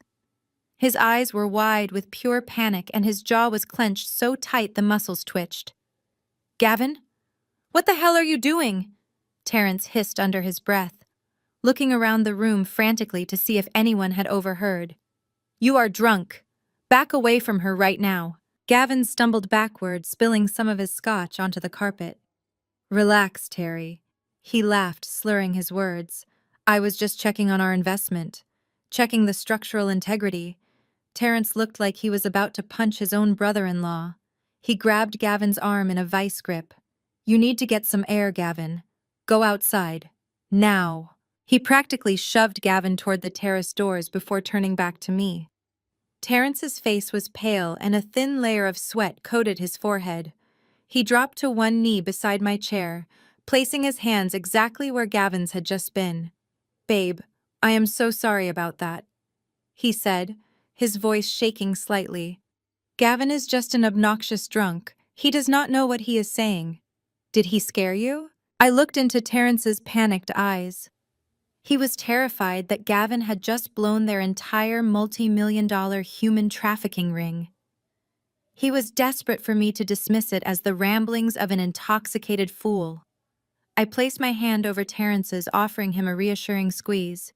"It is fine, Terry," I said, keeping my expression perfectly calm. "He just had a little too much to drink. He was just talking nonsense about his family money. It did not make any sense to me anyway." Terrence let out a massive sigh of relief, clearly believing I was too naive to understand the threat. "Yeah, just nonsense," he agreed, wiping his forehead. "Let us get you ready to head home. You have had a long day." He helped me stand up, wrapping his arms securely around my waist to guide me out of the ballroom. As we walked past the dessert table, I caught Renee's eye. She looked nervous watching her husband stumble around on the patio. They were starting to lose control of the narrative. The pressure of the impending crime was cracking their perfect facades. I walked out of the country club with my head held high. The hidden microphone taped to my chest felt like a badge of honor. I had the financial documents, I had the video of Brenda and Terrence plotting the induction, and now I had the direct audio confession from the buyer himself. The federal case was no longer just a theory, it was an impenetrable fortress of evidence. The baby shower was over, but the real event was just days away. Terrence thought he was taking his clueless wife home to rest. He did not realize he was escorting the architect of his destruction back to headquarters. Next Wednesday was the day they planned to drug me and steal my son. I smiled as I slid into the passenger seat of his car. I could hardly wait for Wednesday. Sunday evening, the house was painfully quiet. Brenda had gone to an upscale grocery store across town to restock her fake proprietary vitamins, leaving Terrence and me completely alone for the first time since she moved in. I knew Wednesday was their highly anticipated target date for the forced induction, but my legal strategy required something more. Financial evidence is powerful, but it is bloodless. To guarantee that Terrence would be locked away in a federal penitentiary without bail, I needed to prove he was an immediate physical threat. I needed to show the authorities that he would actively deny me life-saving medical care to protect his criminal enterprise. I needed to test his emergency protocol and push his absolute limits. We were sitting in the dimly lit living room watching a meaningless television show. The heavy rain lashed against the large glass windows, creating a perfect acoustic cover. I had already slipped my secure phone into my robe pocket with the high-definition voice memo application actively recording. I took a deep breath, shifted my weight heavily on the expensive leather sofa, and let out a sudden, sharp gasp of sheer agony. I doubled over, clutching the underside of my swollen stomach, and squeezed my eyes shut, forcing tears of pain to well up instantly. "Terry?" I gasped, my voice intentionally strained and breathless. "Something is completely wrong. It hurts so much." Terrence dropped his phone onto the coffee table and rushed over to my side. For a fraction of a second, his face registered standard human concern, but it vanished almost instantly. The charming, supportive husband act melted away, leaving behind a raw, terrified panic. His hands hovered over my body, not offering any gentle comfort, but rather assessing the situation like a mechanic looking at a critically malfunctioning machine. "What do you mean it hurts?" he demanded, his voice hard and accusing. "The induction is not supposed to happen until Wednesday. You cannot be having these cramps yet. The timeline is not ready." His slip-up was monumental, but I pretended not to notice the word induction. Instead, I let out a loud, agonizing groan, curling my body into a tight fetal ball on the soft cushions. "I do not know what you are talking about," I sobbed, letting genuine-sounding fear bleed heavily into my words. "My water just broke, Terry. I think I am bleeding. The babies are coming right now. You need to call 911. Get an ambulance here immediately." The exact moment I said the word ambulance, his entire demeanor changed. The mask shattered completely, and the monster underneath clawed its way to the surface. His eyes turned cold dark and entirely lifeless. He grabbed me by the shoulders and forcefully shoved me back against the sofa cushions. His grip was vicious, his thick fingers digging deep into my skin, leaving immediate red marks that would quickly blossom into dark bruises. It was the exact physical evidence of assault I needed for the federal prosecutor. "We are not calling a public ambulance, Jocelyn," he hissed, his face leaning in so close I could smell the stale coffee on his breath. "You are not going to a public hospital where a bunch of random doctors are going to poke around and ruin everything." "But the babies?" I cried, staring up at him in perfectly executed mock terror. "They are in distress, Terry. We need real help right now." "Shut up!" he barked, spit flying from his lips, hitting my cheek. He grabbed my left arm and violently hauled me off the sofa. The sheer physical force he used against his heavily pregnant wife was staggering. He dragged me roughly across the living room carpet, ignoring my fake cries of paralyzing pain. He hauled me toward the main staircase, my feet stumbling against the wooden steps. Every yank, every curse word, every threat was being captured flawlessly by the microphone in my pocket. He dragged me down the second-floor hallway and shoved me violently into the master bedroom. I collapsed onto the mattress, curling into a ball and crying loudly. Terrence backed away toward the heavy oak door, pointing a shaking, aggressive finger at my face. "Do not move," he ordered, his voice shaking with pure rage and desperate panic. "Do not even think about touching the house phone. I am calling Dr. Aris right now. He is going to send his private medical transport van. You are going straight to his locked clinic and nowhere else. You belong to me until this is over." Before I could even sit up or register a response, he slammed the bedroom door shut. I heard the distinct metallic click of the heavy deadbolt sliding into place from the outside. He had actually locked me inside my own bedroom.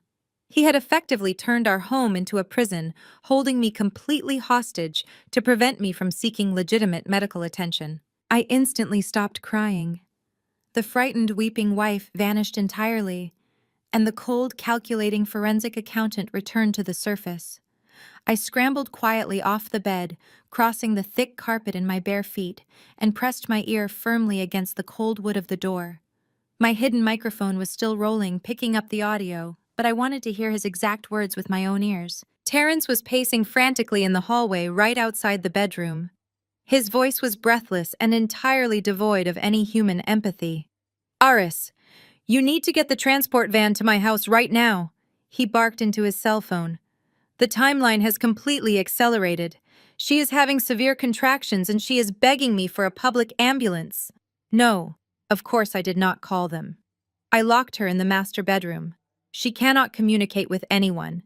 Just get your private extraction team here through the back alley entrance. We need to extract the boy tonight before she bleeds out or does something stupid to compromise the product." I closed my eyes, leaning my forehead against the door. The sheer sociopathic detachment in his words was chilling. He did not care if I bled out on the bedroom floor. He only cared about extracting the boy. He referred to my living son as the product. The violent, controlling nature I always suspected was lurking beneath his tailored suits was now fully exposed. He was treating me like an animal trapped in a cage waiting to be harvested so he could pay off a $4 million debt to the local mafia. I backed away from the locked door, my breathing calm and perfectly measured. The deadly test was a massive success. I had proven beyond any legal shadow of a doubt that Terrence was an active, fatal danger to my life. He had committed kidnapping, false imprisonment battery, and conspiracy to commit human trafficking all within the span of 10 minutes. I walked over to the bedroom window and carefully peeked through the wooden blinds. The quiet suburban street outside looked entirely normal, bathed in the soft glow of the streetlights. But I knew the unmarked private medical transport van would be arriving within 20 minutes to take me to what they thought was a discreet slaughterhouse. I pulled my secure phone from my robe pocket and ended the voice recording, immediately uploading the encrypted audio file directly to Malcolm's secure server. The evidence was completely untouchable now. I then opened my messaging application and typed out a quick, prearranged text message to the lead federal agent handling my massive investigative dossier. The message was simple, cold, and direct. "The timeline has accelerated. The target has committed physical assault and locked me in. He is moving me by force using private transport. Spring the trap at the clinic tonight. I pressed send and deleted the message from my outbox. I sat down on the edge of the large bed, resting my hands gently on my stomach, feeling the strong, steady kicks of my twins. Terrence thought he had broken me. He thought locking me in a room and screaming at me had completely stripped me of my autonomy and power. He thought I was going to be dragged out of this house crying and begging for mercy. He was so incredibly wrong. We were going to Dr. Era's clinic tonight just as he planned. But we were not going as helpless victims. We were going as the bait that would finally snap the iron jaws of federal justice permanently shut around all of their throats. I stared at the locked door, waiting for the handle to turn, fully prepared for the final confrontation. The minutes ticked by with agonizing slowness. I sat on the edge of the bed, staring at the glowing screen of my encrypted laptop for the very last time. The trap was set, but I needed to lock the cage permanently. I opened the master file containing the entire forensic dossier I had spent the last few weeks obsessively compiling. It was a digital masterpiece of absolute destruction. The $4 million loan shark contracts were neatly organized by date.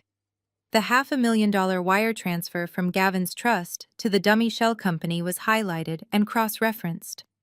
The altered medical records from Dr. Ari's previous victims were attached as establishing patterns of behavior. The audio recording of Gavin drunkenly admitting he was buying my son was cleaned and amplified. The hidden camera footage of Brenda and Terrence plotting my forced induction was crystal clear. And finally, the audio file of Terrence physically assaulting me and locking me in this room was the undeniable proof of imminent danger. I attached the massive file to a secure encrypted email. The first recipient was Special Agent Harris at the Federal Bureau of Investigation. He was already mobilizing his tactical team based on my previous text message. But this dossier gave him the absolute legal authority to tear down Dr. Ari's clinic door without waiting for a judge's warrant. The second recipient was the State Medical Licensing Board. I flagged the email as an urgent Level 1 violation, attaching Ari's history of falsifying stillbirths alongside the new black market evidence. His medical career was effectively dead the moment the email hit their server. He would never touch another patient again. The final recipient was perhaps the most satisfying blow of all. I had used my advanced corporate investigative tools to locate the direct private email addresses for every single member of the Sterling Family Board of Trustees. These were the old money billionaires who controlled Gavin's $50 million inheritance. They hated scandal more than anything else in the world. I included the audio of Gavin conspiring to commit human trafficking to secure their money. I added a brief polite note as a concerned financial investigator, warning them that any funds transferred to Gavin would be immediately seized by the federal government as evidence in a human trafficking syndicate. I clicked send. The progress bars zipped across the screen and disappeared into the digital void. $50 million vanished into thin air with a single keystroke. Gavin's entire existence, his absolute arrogance, and his precious legacy were completely vaporized before he even reached the clinic. I closed the laptop and slipped it deep under the heavy mattress, hiding it out of sight. There was no turning back now. The digital bombs had been dropped and the shockwaves were already spreading rapidly across the city. Footsteps pounded heavily up the carpeted stairs. The heavy deadbolt clicked loudly, and the bedroom door swung open. Terrence stood in the doorway, breathing heavily. He had a thick, dark blanket in his hands and a wild, desperate look in his cold eyes. "The transport van is in the alley," he said, his voice completely devoid of any human emotion. "Get up. We are leaving right now." I curled my arms tightly around my stomach, letting out a pathetic, ragged whimper. "Please, Terry," I begged, forcing my body to tremble violently. "Please, just take me to a normal hospital. I am so scared for the babies." "Shut up!" he snapped, walking over and throwing the heavy blanket roughly over my shoulders. He grabbed my upper arm with a bruising vice grip and hauled me forcefully off the bed. "You are going to Ari's. You are going to do exactly what he says, and you are going to deliver these babies tonight.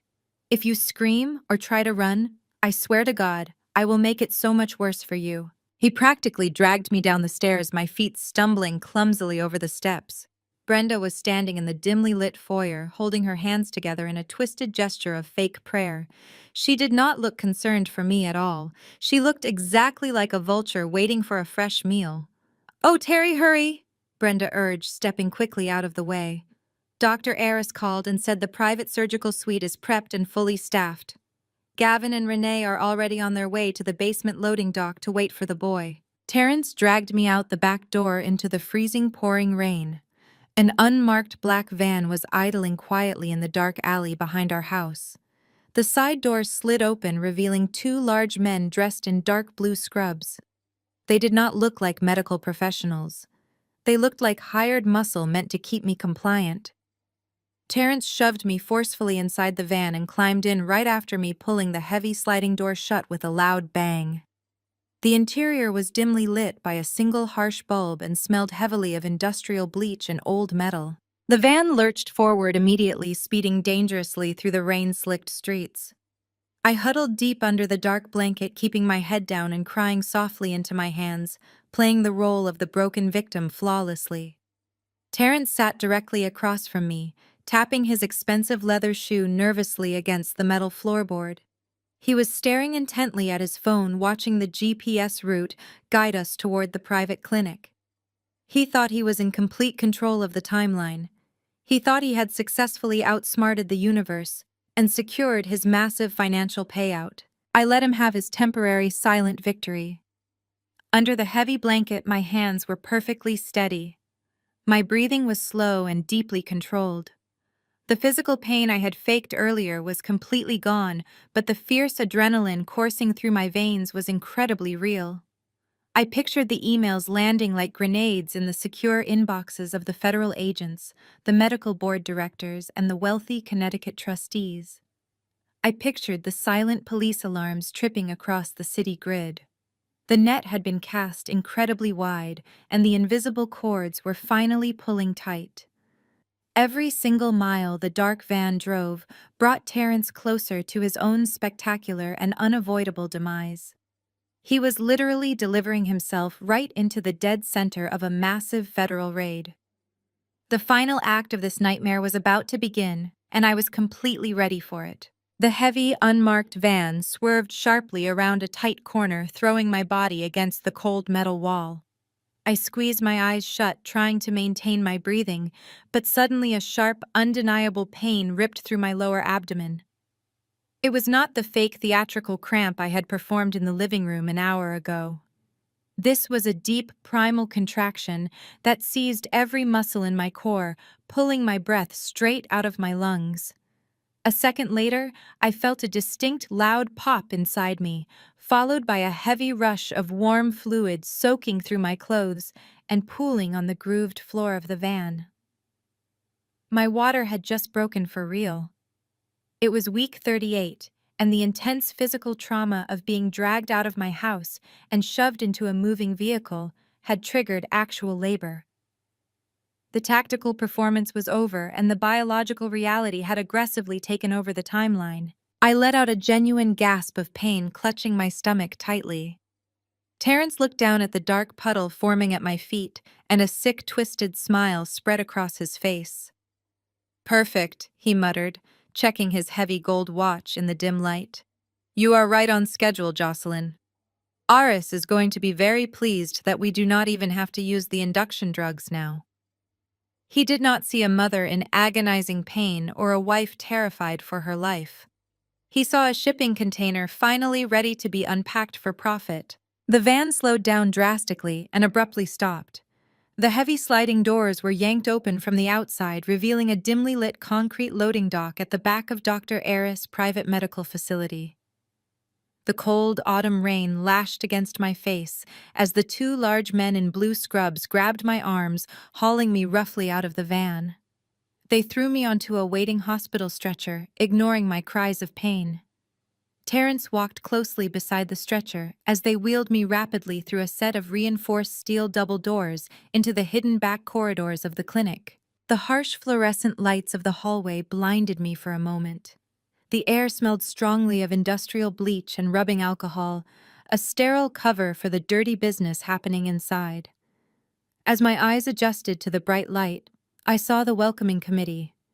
Standing near the reception desk of the empty private wing were Brenda, Renee, and Gavin.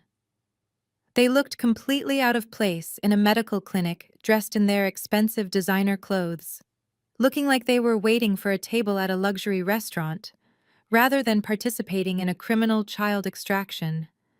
Renee was clutching a soft blue cashmere baby blanket tightly to her chest, her eyes wide with a greedy, desperate anticipation. Gavin was pacing back and forth, checking his phone, completely focused on his impending $50 million payout and completely ignoring the fact that a woman was in active labor in front of him. Brenda simply stood there with a cold, satisfied smirk on her face, proud of the monstrous son she had raised. As the stretcher rolled past them, Renee took a quick step forward, reaching out to touch my arm. "Do not worry, Jocelyn," she said, her voice dripping with fake saccharine sympathy. "You are in the very best hands tonight. We are going to take such good care of everything once you are asleep." I glared at her through the haze of a massive contraction, my nails digging into the thin mattress of the stretcher. The pure audacity of her words fueled the protective fire burning deep inside my chest. They wheeled me past the corrupt family members and pushed through a set of heavy swinging doors, entering the sterile surgical delivery suite. The room was freezing cold and filled with highly advanced medical equipment monitors beeping rhythmically in the background. Terrence followed close behind the stretcher, walking over to stand directly next to the delivery bed, ensuring I had no physical escape route. Dr. Aris stepped into the bright overhead light wearing pristine surgical scrubs and a calm professional expression that completely masked his sociopathic intentions. "Well," Terrence Aris said, pulling on a pair of tight latex gloves and adjusting his surgical mask. "You got her here just in time for the main event. Let us get the mother comfortable and prepare for the extraction immediately." Extraction. He did not say delivery or birth. He used the exact same cold clinical term Terrence had used on the phone in the hallway. Eris turned his back to me, walking toward a stainless steel medical tray. He picked up a large, heavy plastic syringe filled with a thick, milky white fluid. He tapped the side of the plastic tube casually with his index finger, clearing the small air bubbles from the needle. "Jocelyn, your blood pressure is dangerously high from the stress of the drive." Eris lied smoothly, walking back toward the side of my bed, with the needle raised. "I am going to administer a heavy sedative to calm your central nervous system right now. It will put you to sleep for the duration of the procedure to ensure you do not experience any unnecessary trauma during the delivery of the twins." I knew exactly what that massive syringe was meant to do. It was the heavy curtain dropping on my consciousness. If that toxic fluid entered my veins, I would wake up hours later groggy, confused, and physically helpless, with a fabricated medical death certificate shoved into my hand and my newborn son already halfway across state lines to Connecticut. A massive contraction ripped through my body, arching my back off the bed, but I absolutely refused to show them any more weakness. "No," I gritted through clenched teeth, staring directly into the corrupt doctor's eyes. "I am not taking any sedatives tonight. I demand to be fully awake when my children are born." Aris stopped moving, his fake, comforting bedside manner completely vanishing in an instant. His eyes hardened into cold, dark slits. He looked at Terrence with a sharp, annoyed expression. "Hold her left arm down, Terry," he ordered, his voice flat and authoritative. "We do not have time to argue with a hysterical patient right now. The buyers are waiting right outside the door, and we have a strict schedule to keep." Terrence lunged forward without a second of hesitation. His heavy hands pinned my left arm violently against the cold metal railing of the hospital bed, his fingers digging painfully into my skin. "Do not make this harder than it has to be. Jocelyn," he hissed directly into my ear, his breath warm and foul. "Just close your eyes and go to sleep like a good wife." Aris stepped much closer, lowering the sharp needle directly toward my exposed vein. The pure survival instinct of a mother facing the literal theft of her child completely took over my entire body. The forensic accountant was gone, and only the fierce protector remained. I waited until the tip of the needle was less than an inch away from my bare skin. Then I used every single ounce of adrenaline and strength left in my exhausted body. I violently twisted my torso upward, ripping my arm completely out of Terrence's bruising grip, and swung my open hand outward with explosive, blinding force. My palm connected perfectly with the side of the doctor's wrist. The heavy plastic syringe flew out of his hand, tumbling wildly through the air and smashing violently into the hard ceramic tile floor. The plastic tube shattered instantly, sending the milky white sedative pooling harmlessly across the ground, completely ruined. Aris stumbled backward, clutching his red wrist, his face twisting into an ugly, hideous mask of pure, unadulterated rage. "You stupid, arrogant woman!" he snarled, stepping toward me with his fists clenched. "Grab both of her legs, Terrence. Strap her down to the bed frame right now. I will just use the heavy gas mask to put her under." Terrence scrambled toward the foot of the hospital bed, grabbing the thick, heavy leather medical restraints. I kicked my legs out wildly, fighting like a cornered animal, screaming at the absolute top of my lungs for help. They thought they had me completely trapped in their isolated, soundproof surgical suite. They thought nobody in the entire world knew where I was or what they were planning to do to my babies. But they were so incredibly wrong. Just as Terrence's thick fingers wrapped tightly around my left ankle, a sudden deafening crash echoed through the entire room, shaking the medical equipment. The heavy, reinforced double doors of the surgical suite were violently kicked open with such extreme force that the metal hinges were ripped straight out of the drywall. It was not the clinic nurses coming to help Dr. Aris restrain a patient. More than a dozen heavily armed federal tactical agents flooded into the delivery room in a perfectly coordinated breach, instantly surrounding the hospital bed from all sides. They were dressed in full black tactical gear, carrying raised assault rifles and screaming absolute commands that completely drowned out the beeping medical monitors. Right behind the tactical team strode uniformed local police officers and Special Agent Harris, holding up his gold federal badge for everyone to see. "FBI, drop your hands and step away from the patient right now!" Harris roared, his deep voice echoing fiercely off the sterile tile walls. Terrence froze instantly, his entire body completely paralyzed with absolute shock. He slowly raised his trembling hands high into the air, his eyes wide with a terror so profound and pathetic it almost looked comical. Dr. Aris backed away slowly, crashing into the stainless steel medical counters, his pristine surgical facade crumbling into absolute panic as the red laser sights of the rifles locked onto his chest. "Get on the ground face down right now," an agent shouted, grabbing Terrence roughly by the back of his expensive tailored suit jacket and throwing him violently onto the floor right next to the shattered puddle of the sedative syringe. I lay back heavily against the hospital pillows, gasping for air as the beautiful chaos of justice unfolded all around me. Special Agent Harris walked directly up to the side of my bed, his intense professional expression softening just a fraction when he looked at me. "We got your final message, Jocelyn," he said quietly, holstering his weapon. "The entire building is fully surrounded and secure. Nobody is going anywhere tonight except federal prison." Through the open, shattered doorway of the surgical suite, I could clearly see the hallway outside. Another large team of federal agents had already cornered the waiting family members by the reception desk.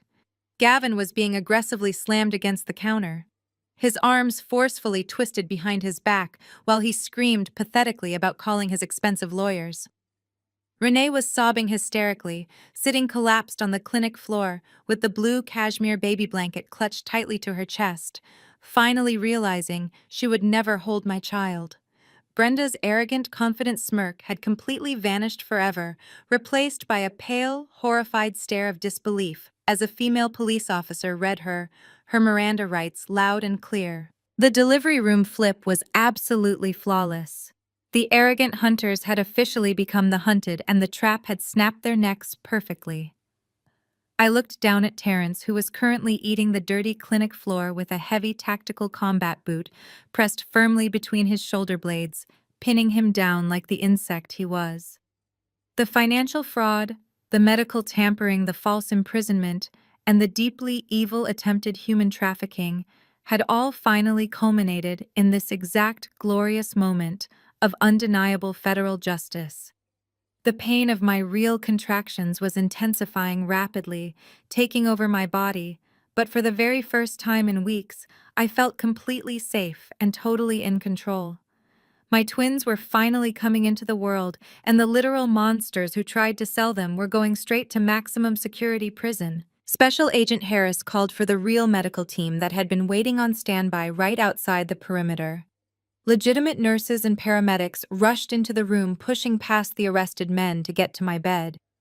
The intense pain of my contractions was peaking, but the sheer adrenaline kept my mind incredibly sharp. I watched with profound satisfaction as another agent yanked Dr. Aris up from the floor, aggressively pulling his arms behind his back and snapping cold steel handcuffs around his wrists. The arrogant doctor who had stolen so many children was now shivering and begging for a plea deal before he even left the room. Terrence was dragged to his feet, his expensive suit ruined with dirt and the spilled sedative.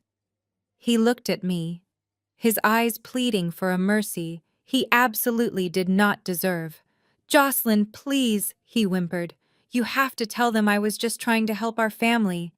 I did not say a single word to him. I just stared at him with cold, empty eyes until the agent shoved him forward and marched him out the door. The real medical staff stabilized me and determined it was safe to move me to a legitimate hospital downtown for the actual delivery. As they wheeled my stretcher out of the surgical suite and into the main reception area, the true devastation of my husband's family was on full display. The lobby looked like a war zone of shattered egos. Gavin was pinned against the front desk, struggling against two large federal agents. "Do you know who my father is?" Gavin screamed, his face purple with rage. "My lawyers are going to destroy all of you." I asked the paramedics to stop pushing my stretcher just for a moment. I leaned up, resting on my elbows, and looked directly at Gavin. "You might want to call your father yourself, Gavin," I said, my voice echoing clearly across the chaotic room. "I sent the audio of your country club confession to the Sterling Family Board of Trustees this afternoon. You were permanently written out of the will 8 hours ago. The $50 million is gone, and your family has completely disowned you to avoid the federal indictment." Gavin's entire body went completely slack. The arrogant billionaire heir vanished, leaving only a broke, terrified criminal staring at the absolute ruin of his life. Renee, who was sitting on the floor nearby, heard every word. She let out a hollow, devastated gasp, and the blue cashmere baby blanket slipped from her trembling fingers, falling onto the dirty clinic floor. She collapsed forward, burying her face in her hands, sobbing uncontrollably as the reality set in. She was not getting a baby. She was not getting the money, and her husband was going to federal prison. Brenda, however, refused to accept defeat. She started screaming hysterically, fighting against the female officer holding her. "This is a mistake!" Brenda shrieked, her perfect hair completely ruined and falling in her face. "My son is a successful developer. This girl is just a crazy, jealous liar. She is making it all up." Special Agent Harris stepped right in front of Brenda, holding up a printed copy of the biological disposal contract. "We have the wire transfers, the hidden camera footage, and the poisoned pills," Mom Harris said coldly. "You are looking at 20 years for conspiracy to commit human trafficking. Take her away." I laid back down on the stretcher, feeling a deep, profound sense of peace wash over me as the paramedics wheeled me out into the cool, rainy night. 3 months later, the autumn rain had given way to a bright, crisp winter morning. I stood by the massive floor-to-ceiling windows of my new penthouse apartment, looking out over the beautiful city skyline. My son and my daughter were sleeping peacefully in their identical cribs in the next room. They were perfectly healthy, beautiful, and completely safe. I bought this penthouse entirely with my own money. a cash purchase funded by my recent promotion to Senior Director of Forensic Accounting at my firm. I did not need a fake luxury lifestyle funded by debt, and I certainly did not need a husband to provide for me. The federal prosecutors moved with incredible speed thanks to the airtight evidence I had gathered. Terrence was currently sitting in a maximum security federal penitentiary awaiting trial. His real estate firm had been completely liquidated by the banks to pay off his massive debts, but it was not enough to cover the $4 million he owed the loan sharks. He was bankrupt, terrified, and locked in a cage where he truly belonged. Gavin was in an adjacent cell block facing a massive list of federal racketeering and trafficking charges. His wealthy father had publicly denounced him and completely cut off his legal funding, leaving him to rely on an overworked public defender. Renee was living alone in a tiny rented apartment, drowning in legal fees and public humiliation. Her pristine socialite reputation completely destroyed forever. And Brenda, the woman who tried to poison her own daughter-in-law, was denied bail and was awaiting her own lengthy prison sentence. They had tried to strip me of my motherhood and my dignity, but in the end, they had only destroyed themselves.